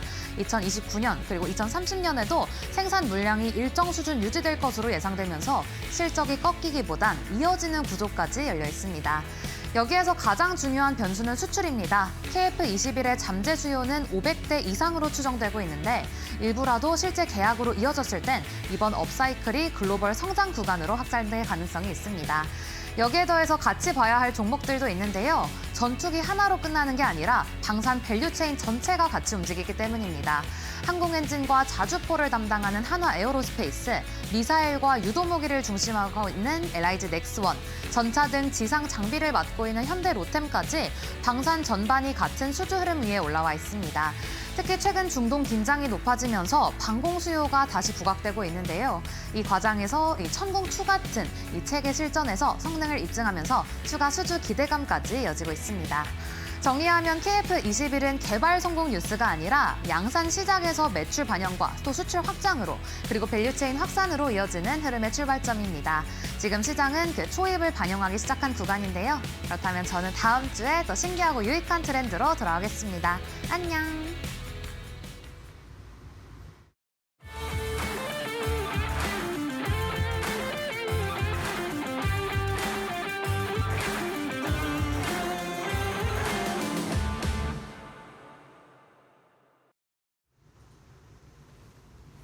안녕하세요. 마켓마블 신일섭입니다. 자, 오늘 주식시장 또 좋지가 않네요. 자, 코스피는 거의 3% 빠지는데요, 이거. 지금 그 여러 가지 악재가 같이 지금 다 뭉쳐서 오고 있는데 지금 제 생각에도 요즘에 클로드, 제미나이, 챗GPT, 그 다음에 또 뭐 있나요? 요즘 너무 많이 나왔죠. 지금 그 LLM 있잖아요. 인공지능 LLM보다는 약간 그 영상화 프로그램에 조금 더 포커스가 맞춰지는 것 같지 않아요? 처음에는 챗GPT나 제미나이나 뭐 클로드, 그록 뭐 여기 뭐 질문을 했는데 무슨 뭐 할루시네이션이 어쩌고 그러니까 허상으로 막 말하는 게 어쩌고 했는데 요즘에는 그 소라2 나왔을 때보다 지금 훨씬 더 많이 지금 영상화 프로그램이 나왔잖아요. 소라2는 서비스를 중단했습니다, 여러분들 며칠 전에. 그렇죠? 그러면서 이제 LLM 얘기가 별로 안 나오고 영상을 어떻게 했는데 뭐가 정말 같다, 진짜 같다 막 이 얘기 나오잖아요. 지금 딥페이크 수준이 지금 앞으로 더 조심해야 되는 게 이게 지금 범죄자들이 활용하면은 진짜 지금까지도 안 그래도 엄청 속았잖아요. 보이스피싱이나 이런 거 시니어층 분들이 타겟으로 엄청 속으셨는데 앞으로는 이 도구들이 너무 발달돼가지고 지금 헐리우드 영화는 진짜 헐리우드 영화가 오히려 CG가 컴퓨터 그래픽이 더 딸리는 상황이 벌어질 수도 있을 것 같아요. 요즘에 많이 나오잖아요. 얼굴을 순식간에 뭐 지금 연예인 얼굴 싹 바꿔버리는 그렇죠. 카리나가 그럼 뭐 예쁜 여자가 카리나를 하면은 뭐 그나마 그렇다고 치는데 아예 남자가 카리나 얼굴을 했는데 똑같이 움직여요. 근데 그게 너무 진짜 같거든요. 너무 진짜 같아가지고 이제 도저히 분간할 수가 없어요. 저 솔직히 분간 웬만큼 할 수 있었거든요. 솔직히 티 났잖아요. 인공지능으로 만든 얼굴이랑 사람 얼굴이랑 되게 어색했잖아요. 진짜 똑같아요, 이제. 왜냐면 그게 내가 말하는 거를 그대로 그냥 하는 거기 때문에 어색할 수가 없거든요. 그러니까 그 정도로 지금 진화가 돼버렸는데 이제 그 영상화 프로그램에 굉장히 주목을 하고 있더라고요, 요즘에. 근데 이 얘기를 왜 하냐면 지금 오늘 시장이랑 굉장히 밀접한 관련이 있는 게 계속 그 어제부터인가 며칠 전부터 계속 인공지능 씨에 대한 우려가 나오는 게 뭐 마이클 버리가 그렇게 이걸 알고 얘기했는지는 모르겠는데 우리나라에도 지금 미치고 있는 거죠. 메모리 반도체를 조금 더 적게 활용을 하면서 인공지능신을 발달하는 뭐 구글에 무슨 도구가 나왔다고 해서 지금 여파가 미친 거 아니에요. 그러니까 이게 그거거든요. 영상화 프로그램이 저렇게 발달하고 이제 LLM들에 대한 포커스에서 이쪽으로 넘어가고 이러니까 소라2를 그 오픈 AI가 포기한 것처럼 이제 자기가 가장 잘하는 분야 혹은 어떻게든 몸집을 줄여가지고 필수적인 부분에만 힘을 쏟는 것이 딱 보이거든요. 구글도 그래서 궁여지책으로 그런 게 나온 걸 거예요. 물론 구글은 제미나이, 나노바나나, 비오3로 이어지는 이게 완벽하잖아요. 지금 글 뽑아내고 이미지화시키고 영상하는 게 완벽하고 챗GPT부터 시작해서 소라2까지 다 눌러버렸는데도 불구하고 그런 우려가 있는 거죠. 언제까지 우리가 이거 데이터 센터를 돌려서 그러니까 데이터 센터를 무한정 확장하면 좋지만 그거 하려면 이제 엔비디아 GPU 비싼 거 사야 되지, 삼성전자, SK하이닉스, HBM 비싼 거 사야 되지. 이러다 보니까 돈이 너무 많이 드는 거예요. 그러니까 필요한 것만 하거나 아니면 이걸 다 하려면 어떤 기술을 이용해서 적게 들어가는 걸 하자. 이렇게 돼버리니까 지금 인공지능신의 다운사이징이 일어나고 있거든요. 그러다 보니까 뭐 지금 외부 변수 지금 빼고 얘기하는 거예요. 이란 전쟁 빼고라도 지금 인공지능신에서 이렇게 일어나는 다이어트 부분들. 그것 때문에 매그니피센트 7이 안 좋고 매그니피센트 7이 안 좋았을 때도 안 좋고 나서도 지금 사실 메모리 반도체 업체라던가 이런 쪽은 괜찮았잖아요. 마이크론 테크놀로지와 샌디스크는. 그런데 이쪽도 지금 타격을 받게 돼버리니까 삼성전자, SK하이닉스도 그 타격을 피해갈 수 없게 된 거죠. 아까 말한 대로 지금 삼성전자, SK하이닉스의 HBM을 최대한 최소화하면서 인공지능신의 발전을 꿈꿀 수 있는 기술을 개발을 하고 있는 거잖아요. 지금 그래서 그런 것들에 대한 우려가 들이오고 있다. 거기에 이제 플러스 알파 혹은 플러스 알파 그 이상으로 외부 변수가 또 크기도 하고. 그러니까 지금 전반적으로 좀 안 좋아요. 전반적으로 좋지가 않고 오늘은 코스피에서 지금 호텔 신라를 보도록 하겠습니다. 지금 호텔 신라가 오늘 왠지 이렇게 오르고 있거든요. 자, 왠지 오르는 것은 이따 나오겠지만 호텔 신라 일단 차트가 이런 차트입니다. 자, 긴 시계열로 보면은 그냥 오랫동안 횡보를 하고 있거든요. 쭉 횡보를 하고 있고요. 연봉으로 보면 이런 식으로 생겼어요. 2015년에 14만 원 갔던 주가가 지금 4만 원에 있고요. 20년선 밑에 있죠. 그러니까 굉장히 지금 사실 좋지가 않은 지금 상황이에요. 장기적으로. 이제 들어가 보겠습니다. 호텔 신라는 가치 점수에서 굉장히 높게 받고 있거든요. 근데 아까 말했듯이 이게 주가가 안 올라서 PER이 낮아서 그때 우리 며칠 전부터 계속 봤잖아요. 지금 3,000당제약이나 이런 거 PER이 엄청 높잖아요. 유한양행 한미약품이 뭐 3, 4배 받고 있는데 3,000당제약 막 60배, 70배 받고 있죠. 그게 이걸로 표현되면 가치 점수는 낮은 거지만 그럼 시장에서는 인기가 많다는 뜻이잖아요. 호텔 신라 반대잖아요.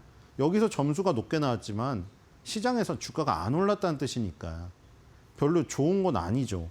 자, 재무제표는 뭐 좋게 나온 것 같은데 과거 실적 안 좋고 미래 실적 좀 괜찮고 배당 줄 여력이 없습니다. 자, 돈 얼마나 버나 봅시다. 돈은 많이 벌어요. 돈은 많이 버는데 문제가 이거 보세요. 이게 뭐 수치 안 봐도 이게 막대 그래프 크기로 지금 표시가 되기 때문에 그것만 봐도 된다고 했잖아요. 지금 딱 봐도 약간 비이상적이지 않나요? 뭐가 비이상적이죠, 여러분들? 이게 매출의 그래프인데 이게 매출의 크기잖아요. 근데 여기 이게 비용이잖아요. 매출하고 비용하고 크기가 똑같잖아요. 이게 말이 안 되죠, 지금. 적자잖아요, 적자. 매출이 저만큼인데 비용이 더 길고 커요. 이게 그렇죠? 그것만 봐도 알겠죠. 정확히 수치를 안 봐도. 여기 지금 4조 벌어가지고 3조 4천억 정도를 TR 부분에서 보는데 이게 면세점 부분이에요. 면세점에서 대부분 벌고 있고, 그렇죠? 4조에서 3조 이상이 면세점이니까 이건 사실 호텔 신라라는 명칭을 바꿔야 된다고 제가 맨날 얘기를 드렸잖아요. 이게 면세 신라예요. 호텔 부분이 여기 있거든요. 7,200억, 1조도 안 돼요. 호텔 부분은. 호텔 부분은 굉장히 적고 면세점에서 다 벌고 있어요. 그리고 이제 매출 총이익, 매출 비용.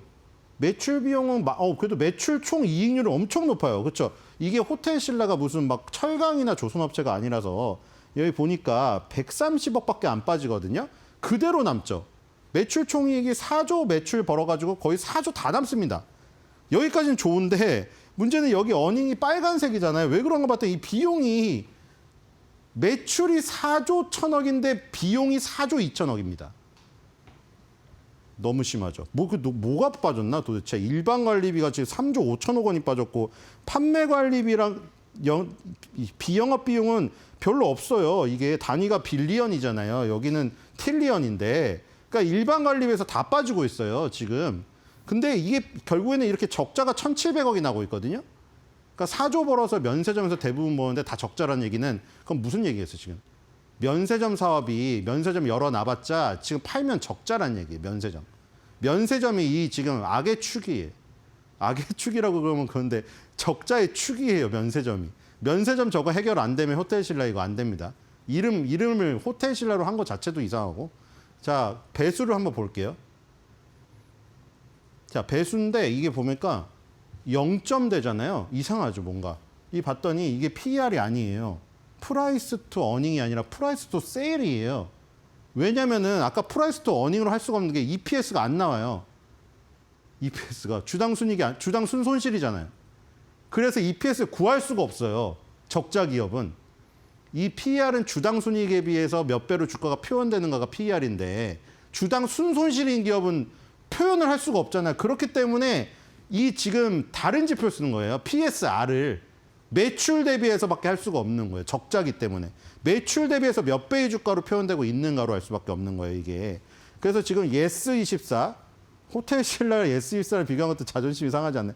예스24 0.1배, 호텔신라 0.4배, JTC가 0.8, 아이패밀리SC가 0.9 정도 나오거든요. PSR로 했을 때 0.4 정도밖에 되지가 않고 있다. 인기가 없습니다. 자, 주요 저기 볼까요? 아이템. 주요 아이템은 역시 이겁니다. 뭐 아이템이라고 하면 그런데 아까 전에 말한 대로 면세점이 대부분의 매출 차지하기 때문에 이게 지금 저기죠. 장충동 신라 면세점인데 한때는 중국인들이 엄청나게 있었던 곳인데 지금은 이제 별로 없죠. 보면 2013년에 싱가포르 창의공항에도 해외 매장 오픈했고요. 2014년 마카오, 2017년 홍콩 책라콕 국제공항, 2018년 인천공항 제2여객터미널 면세점. 이렇게 해서 아시아 3대 허브 공항의 화장품 향수점이 다 메인 면세점 들어가 있죠. 이부진 사장님이 열심히 그때 뛰어서 만들어 놓으신 거고. 근데 코로나로 직격탄 맞았죠. 그 뒤로 회복을 못하고 있고. 자, 이슈를 보겠습니다. 오늘 근데 오르는 이유는 이슈가 있어서 그래요. 이부진 사장님이 요즘에 이미지 좋잖아요. 그렇죠. 여러모로. 그 아들도 뭐 그 서울대 경영학과 가서 얘기가 많잖아요. 그러니까 원래 이런 분들 자제분들은 다 해외로 내빼는데 뭐 서울대 경영학과 간 것만 해도 되게 뭐 좋다고 하면서 응원의 댓글이 되게 많고, 그리고 뭐 저기 보냈잖아요. 다른 아들은 군대 보내가지고 막 또 홍라이 뭐 여사님이랑 와가지고 뭐 이부진 사장님 패션 칭찬하면서 되게 그 맘카페에서 분위기가 좋아요, 이부진 사장님에 대해서. 근데 여기다가 이제 200억 원 규모의 주식 매입까지 지금 이제 어쩔 수 없이 나서신 것 같아요. 주가가 부침이 심하기 때문에 장내 매입을 하신다고 합니다. 30일 동안 할 건데 다음 달 27일부터 한 달간에 걸쳐서 200억 원 규모의 자사주 매입을 한다고 발표를 했고요. 그 전에 이제 한윤구 사장님도 이분도 2억 원 규모의 주식 매입을 완료했습니다. 23일 날 장내 매입으로 완료를 했고요. 그래서 이제 한윤규 사장, 이부진 사장이 나서가지고 이렇게 이 호텔신라의 주가의 부침을 조금 좀 해보려고, 어떻게 해보려고 경영진 주식 매입을 하고 있다. 그래서 책임 경영 주주 가치 제고 강화를 목적으로 하고 있고요. 뭐 이런 것들은 신세계 정용진 회장이 이마트 주식이 안 좋을 때 자사주 매입한 거랑 약간 비슷한 흐름인데, 인지도가 높은 회장, 사장이 나와서 이렇게 주가를 매입을 하게 되면 아무래도 긍정적인 효과는 있겠죠. 물론 면세 사업이 부활을 해야겠죠. 여기 TR 부분 면세 사업으로 되어 있잖아요. 사업 구조 개선, 운영 효율화, 뭐 안정적 수익 확보에서 올해 성과 가시화 기대, 뭐 이거 있고요. 호텔 부분은 브랜드 경쟁력 기반, 그리고 뭐 쭉 있죠. 신라 스테이 21개 운영, 이런 거 사업 영역 확장 추진 있는데, 결국 어쨌든 간에 이런 분위기 업을 하는 겁니다. 이것 때문에 지금 오늘 오르고 있고요. 자, 어쨌든 호텔 신라 커뮤니티 가보겠습니다. 뭐 이부진 사장님에 대한 뭐 지지는 여기도 많이 나오고 있어요. 자, 이렇게 역시 스케일이 다르네. 부진 언니. 뭐 남자분인지 여자분인지 모르겠는데 뭐 요즘에 인기가 많아요. 이부진 사장이. 그래서 이부진 사장님 그 다리 걱정하시는 분도 많고, 그렇죠. 선천적으로 다리가 안 좋으신 것도 걱정하시는 분도 많고요. 부진 언니 해주고 10만 신라 가자, 충분히 갈 수 있다, 장기적으로는. 그렇죠. 아까 예전에 14만 얼마까지 갔던 거 보여드렸죠. 아주 과거에. 근데 뭐 10만 가려면 일단 좀 많이 노력을 해야 될 것 같고, 혼자 올라가네. 그렇죠. 오늘 거의 모든 종목이 하락을 하는데 올라가는 게 몇 안 되기 때문에. 자, 그리고 갑부진 누님 고마워 또 있습니다. 전부 이제 갑부진을 응원하는 어떤 메시들이 많고요. 자, 코스닥으로 가보겠습니다. 코스닥은 상대적으로 덜 빠지고 있거든요. 지금 1%가 안 빠지고 있어요. 보면은 코스닥은 역시 시총상위에 플러스가 많죠. 알테오젠이 또 3,000당 제약의 어떤 하락을 메꿔주고 있네요. 그리고 지금 밑에도 괜찮죠. 코오롱티슈젠, 리가켄바이오, 펩트론. 와, 역시 지금 바이오가 조금 쉬더니 다시 가네요. 그렇죠? 그리고 펄어비스 기사회생했네요. 저거. 펄어비스 처음에 완전 급락했었잖아요. 분위기가 괜찮더라고요. 그래서 지금 오늘 또 오르고 있는 상태고요. 오늘 할 종목은 코스메카 코리아입니다. 오늘 화장품이 또 좋거든요. 우리 그 거래소 APR 했었죠. 김병훈 대표 여러 번 얘기 드렸잖아요. 근데 APR은 지금 무슨 자기 혼자 독불장군인 것 같아요. 안 빠져요, 주가가. 오늘도 오르고 있습니다. APR, 달바글로보 이런 것들 아까 전에 호텔신라 면세점에서 팔리던 아모레퍼시픽, LG생활건강은 아직도 지금 저기 하고 있는데 지금 신진 저 세력들이 굉장히 좋아요. 그래서 이제 코스닥에서도 이 화장품 관련해서 OEM, OGM, OBM 이런 기업들 잘 나가고 있는데 코스메카 코리아가 오늘 오르고 있습니다. 그래서 코스메카 코리아를 한번 보겠습니다. 코스메카 코리아도 한번 차트를 보겠습니다. 코스메카 코리아도 좋아요. 2025년도 4만 원대부터 시작해서 2월 달에 10만 원까지 찍었네요. 흐름이 괜찮고요. 이것도 흐름이 뭐 나쁘지 않아요. 이란 침공 저기까지 감안해도 요즘에 좋죠. 오늘도 지금 6% 가까이 오르고 있습니다. 자, 코스메카 코리아 보겠습니다. 얘도 스펙이 좋네요. 그렇죠? 스펙이 좋아요. 배당 빼고는 다 둥글둥글한 모습이고요. 자, 얘도 한번 배수를 저기를 봅시다. 돈을 어떻게 버나 봅시다. 코스메카 코리아는 돈을 어디서 벌고 있을까요? 자, 가겠습니다. 코스메카 코리아가 여기 매출액이 있군요. 6,240억 벌어가지고 화장품에서 대부분 벌고 있네요. 코스메틱스에서 6,100억. 거의 화장품에서 다 벌고 있죠. 화장품에서 다 벌고 있고 지금 얘는 4,400억 정도 비용이 빠져서 1,400억 정도 남네요. 1,400억 정도 남고 비용이 1,000억 정도 드는데 보면은 어디가 많이 드나요? 350억 일반 관리비 1,600억, 160억 R&D랑 판관비 그리고 일반 관리비가 가장 많네요. 비영업 비용은 거의 없고 그래서 지금 450억 정도 손에 쥐게 되죠. 6,200억 벌어서 450억 정도 손에 쥐게 된다. 이렇게 보시면 될 것 같고요. 배수를 보겠습니다. 이거는 이제 이익이 나는 회사니까 PER로 표현되어 있겠죠. 주당 순이익이 나오니까요. 주당 순이익에 비해서 몇 배로 주가가 표현되고 있나요? 18배 정도로 표현되고 있습니다. 자, 경쟁사죠. CNC 인터내셔널. 우리 위에는 이제 저기가 있잖아요. 코스맥스 한국콜마가 1, 2위고 코스메카 코리아라던가 CNC 인터내셔널이 이제 3, 4위 정도 하는 이 OBM, ODM, OEM 업체인데 22배 받고 있고 코스메카 코리아가 18배 받고 있습니다. 여기 코스맥스랑 한국콜마 밑에 있네요. 그렇죠? 17배, 14배. 그리고 VT 코퍼레이션도 있는데 지금 우리나라 1, 2위 하는 업체들보다도 시장에서 조금 더 인기를 받고 있습니다. 3, 4위 업체들이. 그렇죠? 여기서도 사실 좀 차이가 있는데 아까 아모레퍼시픽이랑 한국콜마가 아모레퍼시픽이랑 LG생활건강이 좀 저물었다고 했잖아요. 그 대형사 위주로 했던 것보다 요즘에 인디 브랜드들 위주로 해서 올리브영, 다이소에 파는 그 제품들의 이 만들어준 업체들이 얘네들이거든요. 인기가 좀 더 얻고 있죠. 자, 주요 제품 보겠습니다. 주요 제품보다는 얘는 이제 OGM이라고 띄워놨어요. 아까 OEM, OBM, ODM 있었는데 OGM이라고 처음부터 글로벌 스탠다드에 부합하는 제품을 아예 짜주는 겁니다. 처음에 고객이 의뢰해서 상담을 해가지고 이 국가별 유통구조및 법적 규제 이런 거 어렵잖아요. 이슬람권 진출하려면 또 이제 굉장히 법적으로 까다롭잖아요. 그런 모든 것들을 다 해주는 겁니다. 상표만 걔네가 다는 거죠. 내가 의뢰를 하면 제 상표를 다는데 그 내용은 얘가 다 해주는 거예요. 그럼 어떻게 되겠어요?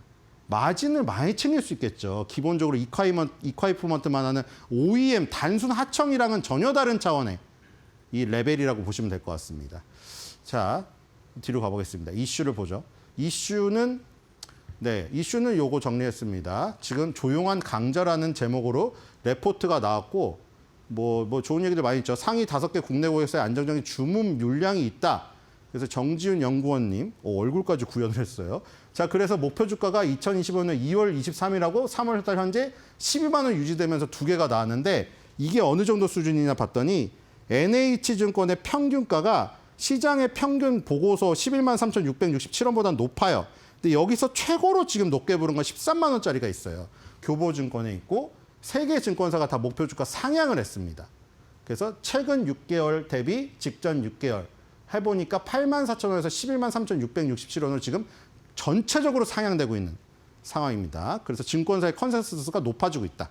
이렇게 보시면 될 것 같고요. 커뮤니티 보겠습니다. 자, 평당 거의 다 왔다. 조금만 힘내. 코스메카 코리아 20주 가지셨고요. 10시 38분에 올려졌네요. 머지 내다 꽂으려고 그러나 자, VI 무슨 일이니? 왜 올랐니? 이러고요. 쭉쭉 올라가자. 이렇게 되어 있습니다. 코스메카 코리아도 응원을 하고 있고요. 오늘 어떻게 보니까 호텔신라 면세점은 또 화장품으로 이어지는 얘기가 나오게 됐습니다. 자, 오늘의 마켓마블 코멘트 꼽아보도록 하겠습니다. 오늘도 굉장히 촌철살인이거든요. 자, 호텔신라가 호텔을 운영하지 않습니까? 면세점 매출은 높지만 그래서 그걸 녹여낸 아주 해학적인 얘기입니다. 자, 여기는 장기 투숙하는 거예요, 여러분. 단타 아님.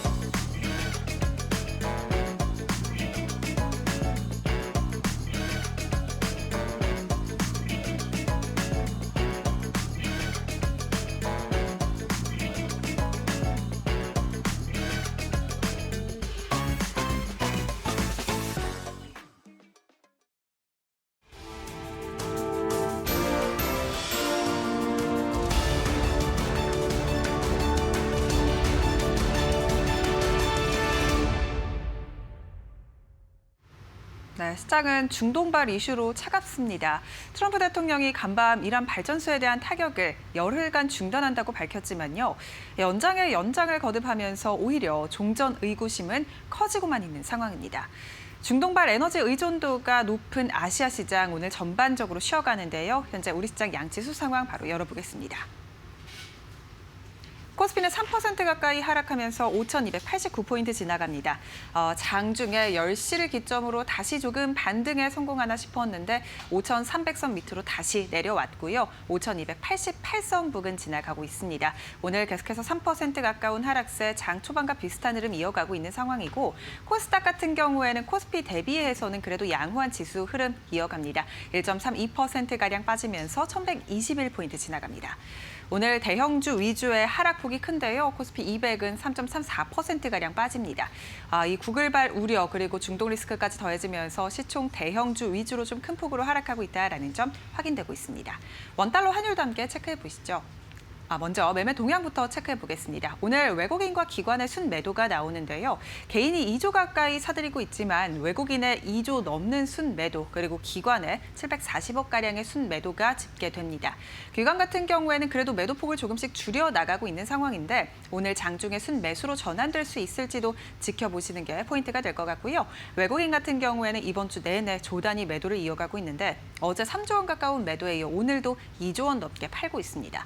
코스닥 매매 동향도 함께 살펴보시죠. 오늘 코스닥 시장은 외국인과 기관의 매물이 나옵니다.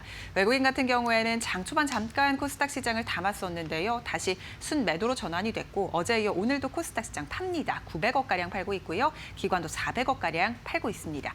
개인만의 순매수가 오늘 양 시장을 그래도 받쳐주고 있는 상황이고 코스닥 시장 1,200억가량의 개인의 순매수 들어옵니다. 일단 원달러 환율이 오늘 1,500원 선을 다시 넘으면서 출발했습니다. 1,508원 선으로 개장했고요. 다만 1,510원 선을 넘어서지는 않았고 현재 시간 기준으로는 1,505원 선 지나가고 있습니다. 여전히 고환율 기조가 이어지는 가운데 외국인의 수급 이탈이 가속화되고 있는 상황입니다. 애경케미칼이 국내 최초로 TPC 국산화에 성공하면서 애경그룹주가 동반 강세를 보이고 있습니다. 애경케미칼은 26일 아라미드 섬유의 핵심 원료인 TPC 공장을 준공하고 상업 생산에 착수한다고 밝혔습니다. 아라미드는 강철보다 가볍고 단단하면서 난연성을 갖고 있는 섬유 소재인데요. 소방 방화복, 항공우주 산업, 광케이블 등 고강도 고내열 산업 분야에서 활용됩니다. 애경케미칼은 아라미드의 핵심 원료인 TPC를 국내 최초로 국산화에 성공했습니다. 준공된 TPC 양산 설비는 15,000톤 규모로 향후 아라미드 시장 성장과 수요 증가 추세에 따라 단계적인 생산 확대를 검토할 예정이라고 밝혔습니다.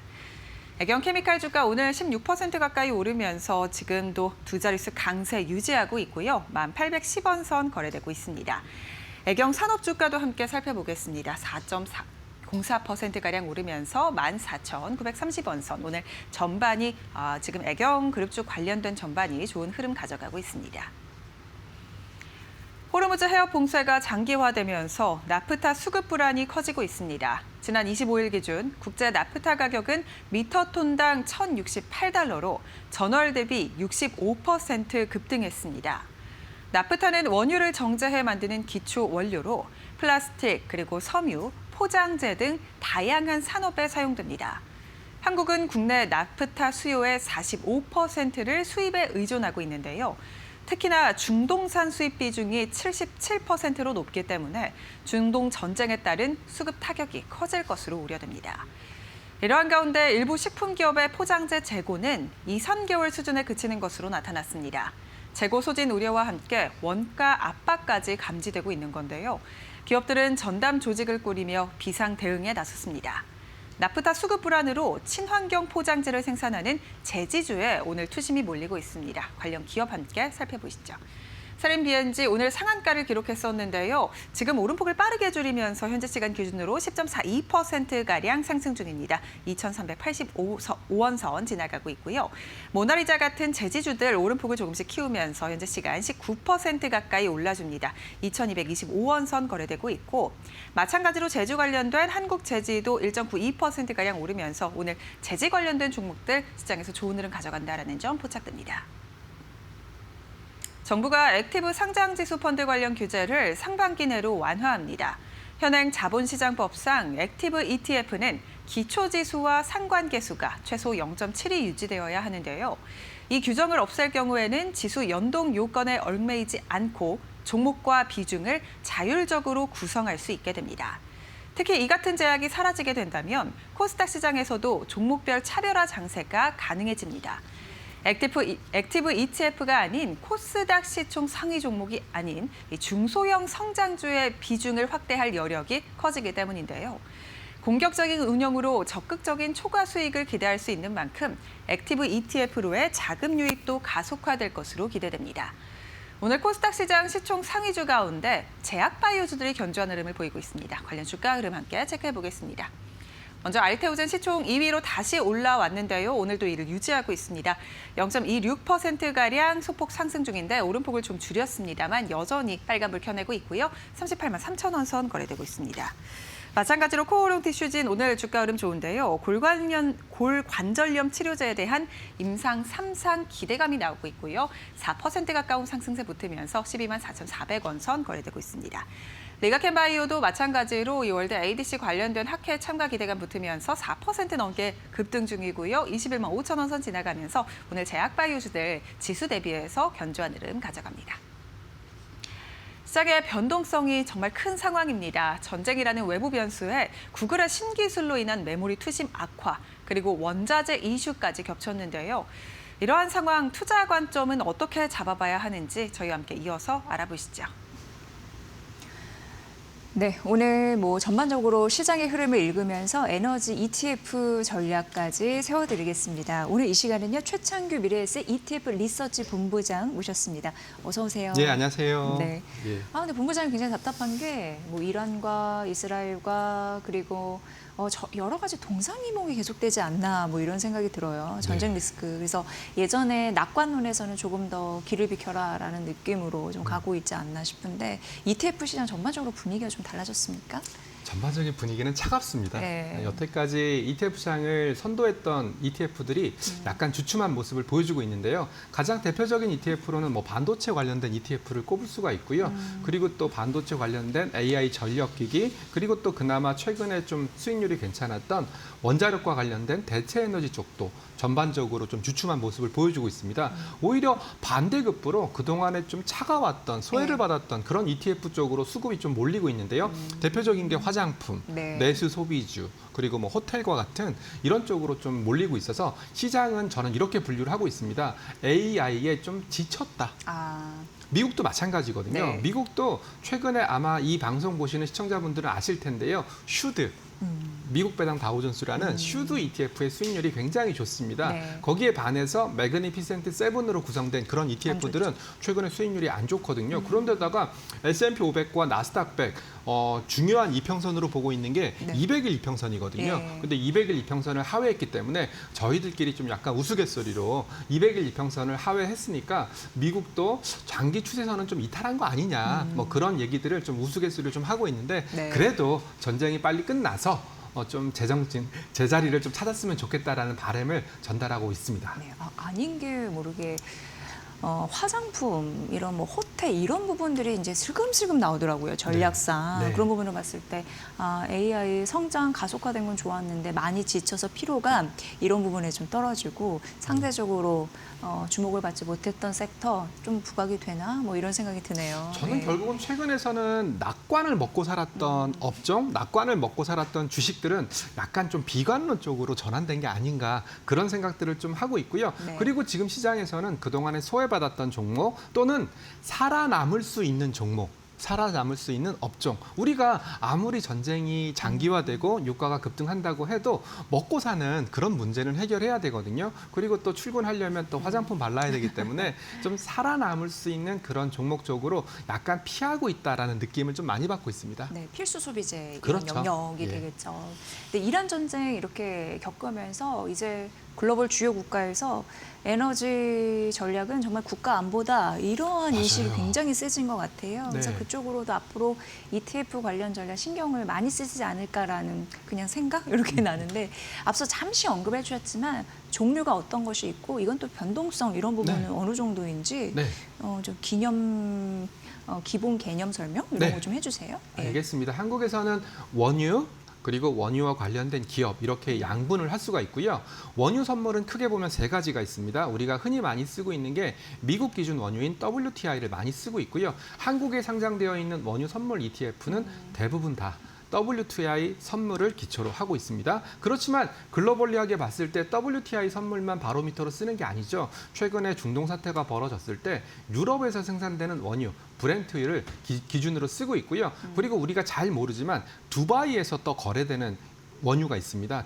두바이 현물이라고 얘기하고 있는데 크게 정리하면 미국 중심의 WTI 그리고 유럽 중심의 브렌트, 중동 중심의 두바이 이 세 가지 원유 선물이 있다. 이렇게 좀 말씀을 드리고 있고요. 상품화된 원유 선물은 WTI밖에 없습니다. 그래서 WTI 선물 원유, WTI 선물 원유 선물 인핸스드 이런 식으로 이름을 붙여져 있습니다. 그래서 아쉽게도 지금 브렌트가 가격이 훨씬 더 높거든요. 브렌트가 높고 WTI가 조금 밑에 있기 때문에 그런 스프레드, 즉 가격 차이도 유념을 하실 필요가 있습니다. 두 번째로 얘기하는 것이 원유와 관련된 에너지 기업, 뭐 대표적인 게 정제 마진을 기초로 하는 정유주들을 대표적으로 꼽을 수가 있는데요.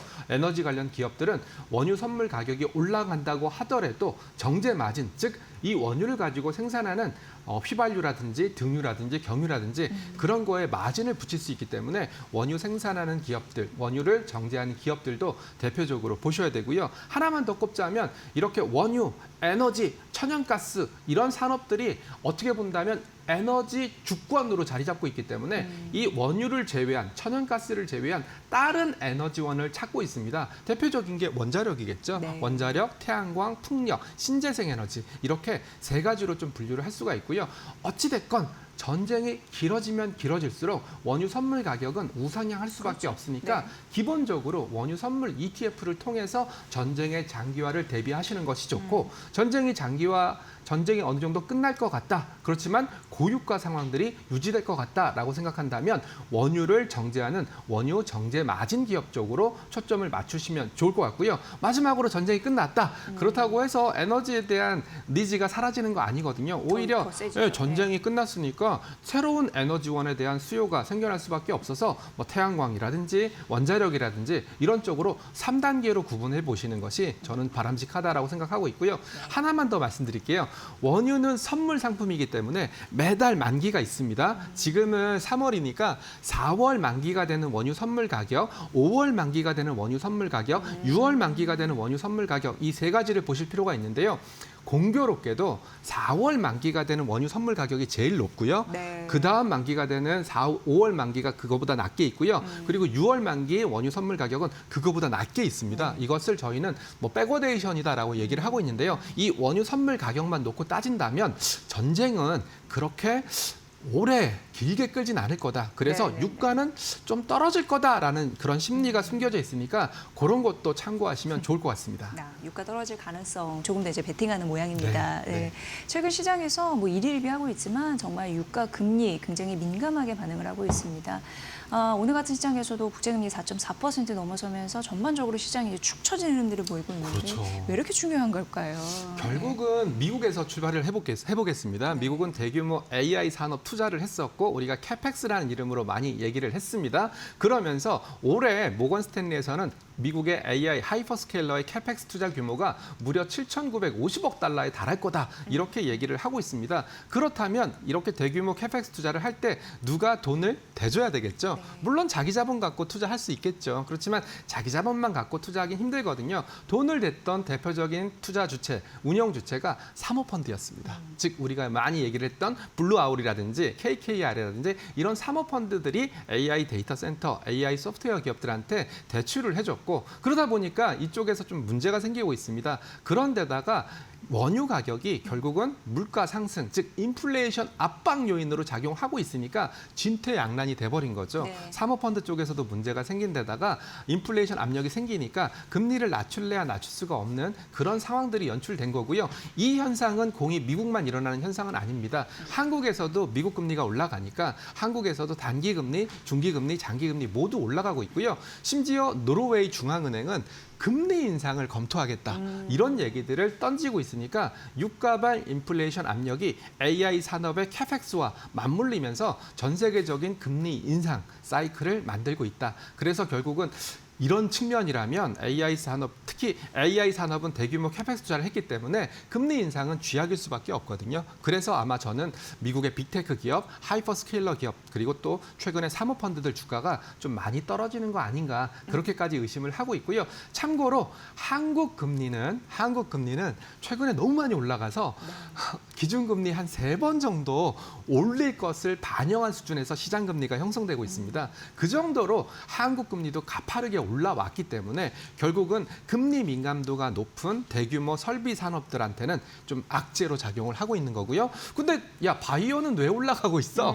뭐 이렇게 생각하실 수도 있는데 맞습니다. 바이오는 금리 민감도가 좀 높은 산업이긴 하지만 그렇죠. 최근에 좀 약간 소외받았고 최근에 시장 랠리에서 약간 좀 관심 밖에 있었던 네. 업종이다 보니까 그런 반사 수급을 받고 있다. 이렇게 분석을 하고 있습니다. 네. 아무쪼록 굉장히 중요한 유가와 금리의 관계에 여러분 공부를 하셔야 될 것 같습니다. 네. 중요할 것 같고요. 지금 코스닥 액티브 ETF에 대한 관심이 굉장히 큰가 봐요. 맞습니다. 그래가지고 2주 만에 거의 2조 가까이 네, 들어왔다면서요.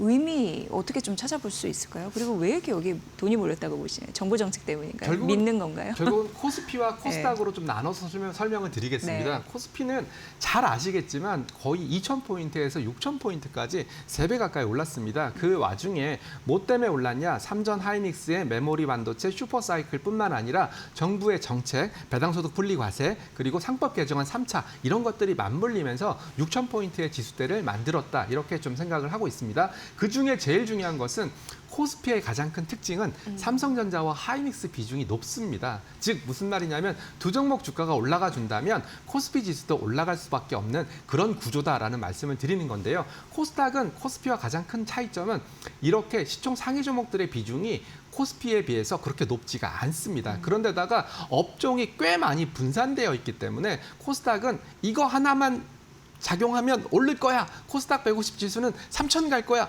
이런 논리로 적용하기에는 너무나 많이 분산되어 있습니다. 그러다 보니까 코스닥도 시장 활성화를 시켜야 되는데 이런 코스닥에서 시장 활성화가 일어난다면 어디에 집중될 거냐라고 생각을 해봤더니 결국 사람들은 코스닥 전체에 투자하는 뭐 코스닥 150 이런 것도 좋겠지만은 딱딱딱 찝어주는 코스닥 액티브가 훨씬 더 코스닥 시장에는 좋지 않겠냐라는 그런 심리적인 부분들이 작용했다라고 저는 판단을 하고 있습니다. 그래서 저도 질문을 가장 많이 받는 질문이 코스닥 150 지수가 3,000 갈까요? 2,000 갈까요? 진짜 그렇게 갈까요? 제가 보기에는 코스닥은 너무나 종목이 많이 분산되어 있고 시총 상위 종목들의 비중이 압도적이지 않으니까 코스닥에 돈이 들어오더라도 흩어져서 들어올 가능성이 높아서 오히려 종목 단으로 접근하는 것이 유리하지 않겠습니까? 라는 답변을 드리고 있습니다. 네. 이런 답변이 코스닥은 액티브로 투자하는 게 맞다. 아니면 코스닥은 바이오로 투자하는 게 맞다. 이런 논리로 아마 점철되고 있는 게 아닌가 그렇게 생각을 하고 있습니다. 네, 본부장님 너무 설명을 잘해주셨는데 그럼 두 가지 질문이 파생돼서 나오는 것 같습니다. 그러면은 벤처, 기술 혁신 중심 이런 게 보면 AI 약간 지쳤다고 하더라도 네. AI 시대니까 AI, 로봇, 제약바이오 네. 이런 부분이 괜찮지 않을까라는 생각. 근데 저도 그 부분에 대해서 네. 동의를 하는데요. 네. 지금 시장은 제가 계속 말씀드리지만 AI에 지쳤습니다. 미국도 마찬가지고요. 네. 엔비디아 실적 안 나왔나요? 엔비디아 실적 너무나 멋있게 나왔고요. 마이크론 실적 안 나왔나요? 마이크론 실적 너무나 멋있게 나왔습니다. 그럼에도 불구하고 오히려 미국에서는 뭐 터보 퀀트라는 뭐 재료가 하나 나오면서 오히려 시장 분위기를 싸늘하게 만들고 있는데요. 제가 바라볼 때는 결국은 AI 관련된 기술 발전의 속도 그리고 기술 발전이 어디로 일어날지 아무도 예측할 수 없기 때문에 이런 부분에 대해서 사람들은 불확실성 또는 피로감을 느끼고 있다 이렇게 생각을 하고 있습니다. 특히나 AI의 끝판왕이라고 할 수 있는 피지컬 AI, 휴머노이드 로봇도 AI의 일환이라고 할 수 있기 때문에 일단은 뭐 저는 AI와 관련된 같은 코스닥이라고 하더라도 AI와 관련된 쪽보다는 AI와 안 관련된 쪽이 더 낫지 않겠나 이렇게 좀 생각을 하고 있어서 결국은 뭐 바이오라든지 아니면 2차 전지라든지 이런 쪽으로 바라보시는 것이 코스닥 액티브를 바라볼 때 아니면 코스닥을 바라볼 때 지금 상황에서는 좀 유리하지 않을까 그런 분석까지 좀 하고 있고요. 그리고 어찌됐건 코스닥도 지수가 올라야 됩니다. 그러기 위해서는 코스닥 지수 상위 종목들의 수급도 좀 봐야 되는데요. 지금 상황에서는 전반적으로 투자 심리가 좀 어느 정도 좀 가라앉아 있는 그런 상황이니까 지수 단으로 보시기보다는 종목 단으로 보시기를 추천드리고 있습니다. 그럼 갑자기 이제 드는 생각이 궁금한 부분이 AI 관련해서 피로감이 누적돼서 지금 털썩하고 있다고 하니까 약간 불안해서 그런데 삼성전자, SK하이닉스 성장 그 추세는 훼손된 건가요? 안 된 건가요? 지금 상황에서는 네. 결국은 저는 이렇게 바라보고 있습니다. 어제 제가 유심히 바라봤던 지표 중에 하나가 뭐였냐면은 네. 낸드 드라이브의 스팟 가격이었거든요. 근데 낸드 드라이브의 스팟 가격이 계속 올라가다가 어제를 기점으로 살짝 꺾였습니다. 그래요. 꺾인 정도가 굉장히 미미했습니다. 그렇지만 시장에서는 굉장히 큰 스크래치처럼 인지를 하고 있는 거거든요. 네. 결국은 AI가 메모리 반도체, 슈퍼사이클, 그리고 낸드 드라이브, 스토리지 쪽 병목 이런 것들이 가장 헤게머니였다면 최근에는 그 헤게머니가 살짝 바뀐 것 같습니다. 네트워크, 통신, 광모듈, 광통신 이런 쪽으로 했어요. 예, 그리고 패키지 그리고 기판 이런 쪽으로 옮겨간 거기 때문에 저는 뭐 추세가 훼손됐다라기보다는 시장의 관심도가 여기서 저는 사람을 볼 때 눈을 좀 유심히 봐요 이렇게 얘기를 했다가 지금은 코나 입모양으로 살짝 옮겨갔다. 네. 그렇지만 전반적으로 봤을 때는 이쁘다 안 이쁘다 잘생겼다 못생겼다라는 보는 관점은 크게 달라진 건 없다. 그렇지만 시장이 바라보는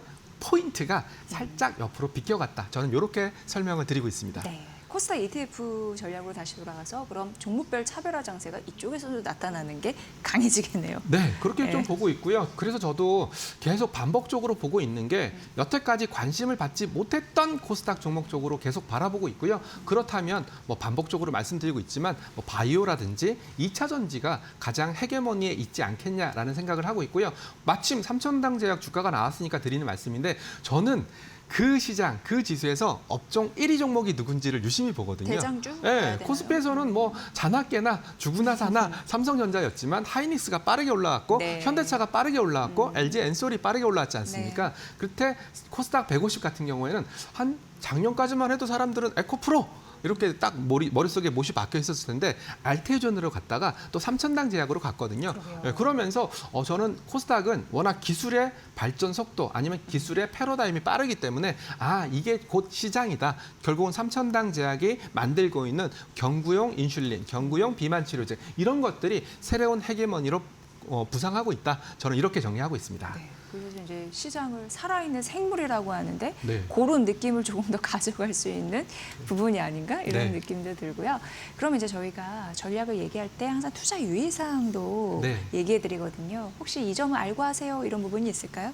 결국은 사람들이 액티브 펀드에 관련해서 액티브 ETF 관련해서 약간 좀 착각하시는 아니면 좀 헷갈리시는 부분들이 한 2가지 정도 있을 네, 수 네, 있는데요.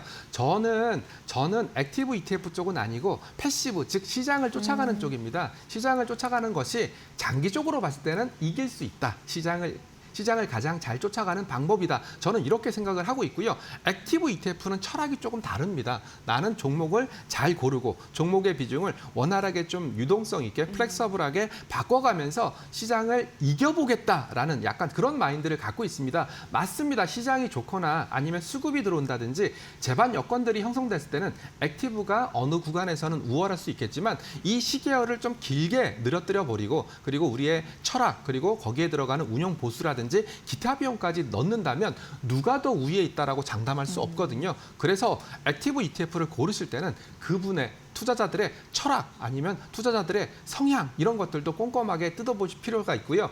그리고 앞전에 뉴스에서 좀 나왔지만 네네. 이제는 벤치마크가 없는 기초지수가 없는 액티브 ETF가 곧 나온다고 네. 뉴스에서 전달을 주셨거든요. 네. 이거는 펀드입니다. 네. 네, 우리가 예전에 가입했던 펀드이기 때문에 ETF란 이름을 쓰고 있지만 결국은 펀드 운영의 스킴을 따라가고 있으니까 그런 것도 좀 잘 구분하시면 좋을 것 같습니다. 네, ETF라기보다는 이제 펀드의 성격으로 그렇죠. 바라봐야 된다. 네. 굉장히 좋은 부분 네. 첨언을 해주셨습니다.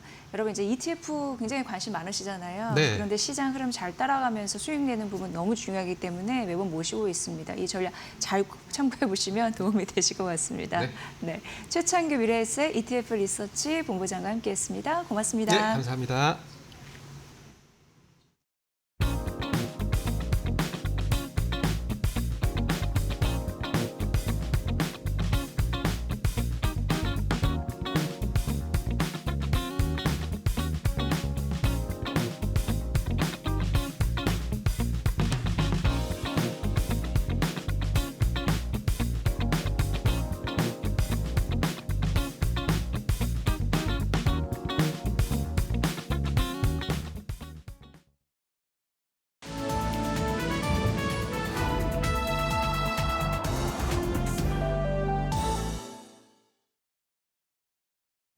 안녕하세요. 증시 날씨 전해드리는 마켓에더 김수현입니다. 오늘도 우리 증시에는 비가 내리고 있습니다. 중동 전쟁이 장기화되면서 이제는 트럼프 대통령의 타코 발언도 그 무게감을 잃어가고 있는데요. 당초에 48시간이던 유예 기간을 5일로 늘린 데 이어 오늘 아침에는 다시 10일을 추가 연장했습니다. 여기에 15개항 종전안을 공식 거부한 이란과의 협상 교착이 이어지면서 휴전 불확실성이 오늘 코스피를 하락으로 이끌고 있는데요. 또 뿐만 아니라 반도체주와 관련해서는 터보콘트 충격이 2거래일 연속 이어지고 있습니다. 오늘 코스피 이틀째 하락세를 보이고 있는데 더 자세한 시장 분위기 다음 장에서 더 자세하게 살펴보겠습니다. 앞서 말씀드렸던 것처럼 오늘은 반도체주에 비가 내리고 있습니다. 간밤 구글의 터보 퀀트 쇼크로 필라델피아 반도체 지수가 4.79% 하락을 보였습니다. 그렇다 보니 오늘 국내에서도 삼성전자와 SK 하이닉스가 하방 압력을 받아가고 있고요. 오늘은 방산주에도 비가 내리고 있습니다. 시장이 전반적으로 오늘 조정을 받다 보니 방산주가 중동 전쟁 키워드를 안고 있음에도 불구하고 주가는 하락세를 면치 못하고 있습니다. 하지만 시장 안에서는 탈플라스틱 그리고 제지같이 중동 전쟁 수에 관련된 종목들이 반사이 기대감 속에 상승세를 보이고 있습니다. 호르무즈 해협 봉쇄가 장기화되면서 석유 산업의 핵심 원료인 나프타 수급이 불안해졌습니다. 이에 따라 정부가 27일 자정부터 나프타 수출을 전면 금지하고 또 기존 수출 예정 물량도 모두 국내 수요처로 전환 공급할 예정인데요. 관련해서 탈플라스틱 그리고 제지 그리고 관련된 종목들이 반사 이익 기대감 속에서 강한 햇살을 받아가고 있습니다. 오늘 시장 안에서는 리벨리온 관련주도 맑음을 보이고 있습니다. 국민성장펀드가 K-엔비디아 육성 프로젝트인 이 리벨리온에 2,500억 원을 투자하겠다고 밝혔습니다. 관련해서 이 주주인 종목들이 오늘 상승세를 보이고 있는데요. 특히나 전날 미래셋 벤처투자가 리벨리온의 주식 600억 원을 취득한 점을 공시했습니다.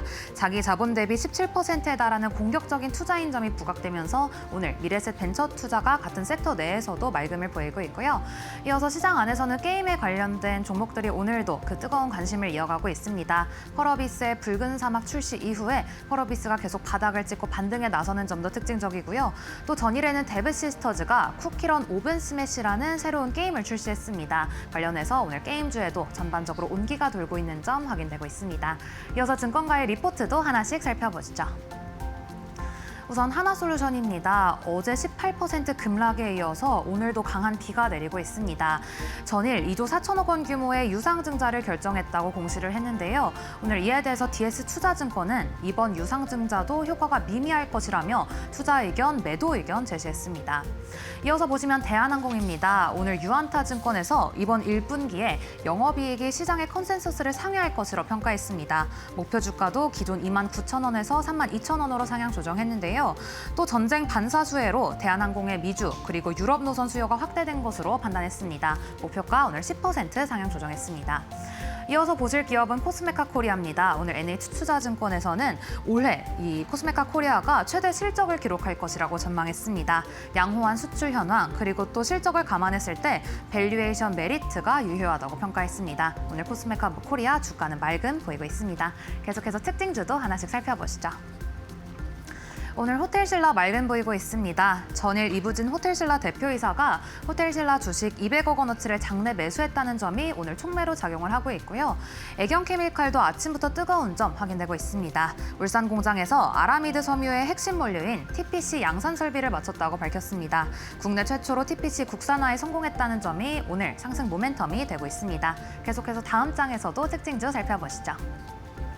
네, 제약바이오주 오늘 뜨거운데요. 우선 이뮤논시아입니다. 림프종 신약과 관련해서 임상 2상 결과에서 압도적인 성과를 기록했다는 언론 보도 소화하며 오늘 주가 맑음 보이고 있고요. 툴젠도 오늘 강한 햇살을 받고 있습니다. 글로벌 크리스퍼 유전자 가위 특허 분쟁이 본격화될 것이라는 기대감 속에서 특징주로 부각이 되고 있는데요. 최종 승자는 시장 내에서 핵심 권리를 확보할 수 있게 되면서 오늘 툴젠이 오늘 강한 햇살을 받고 있습니다. 이상 3월 27일 증시 날씨 전해드렸습니다.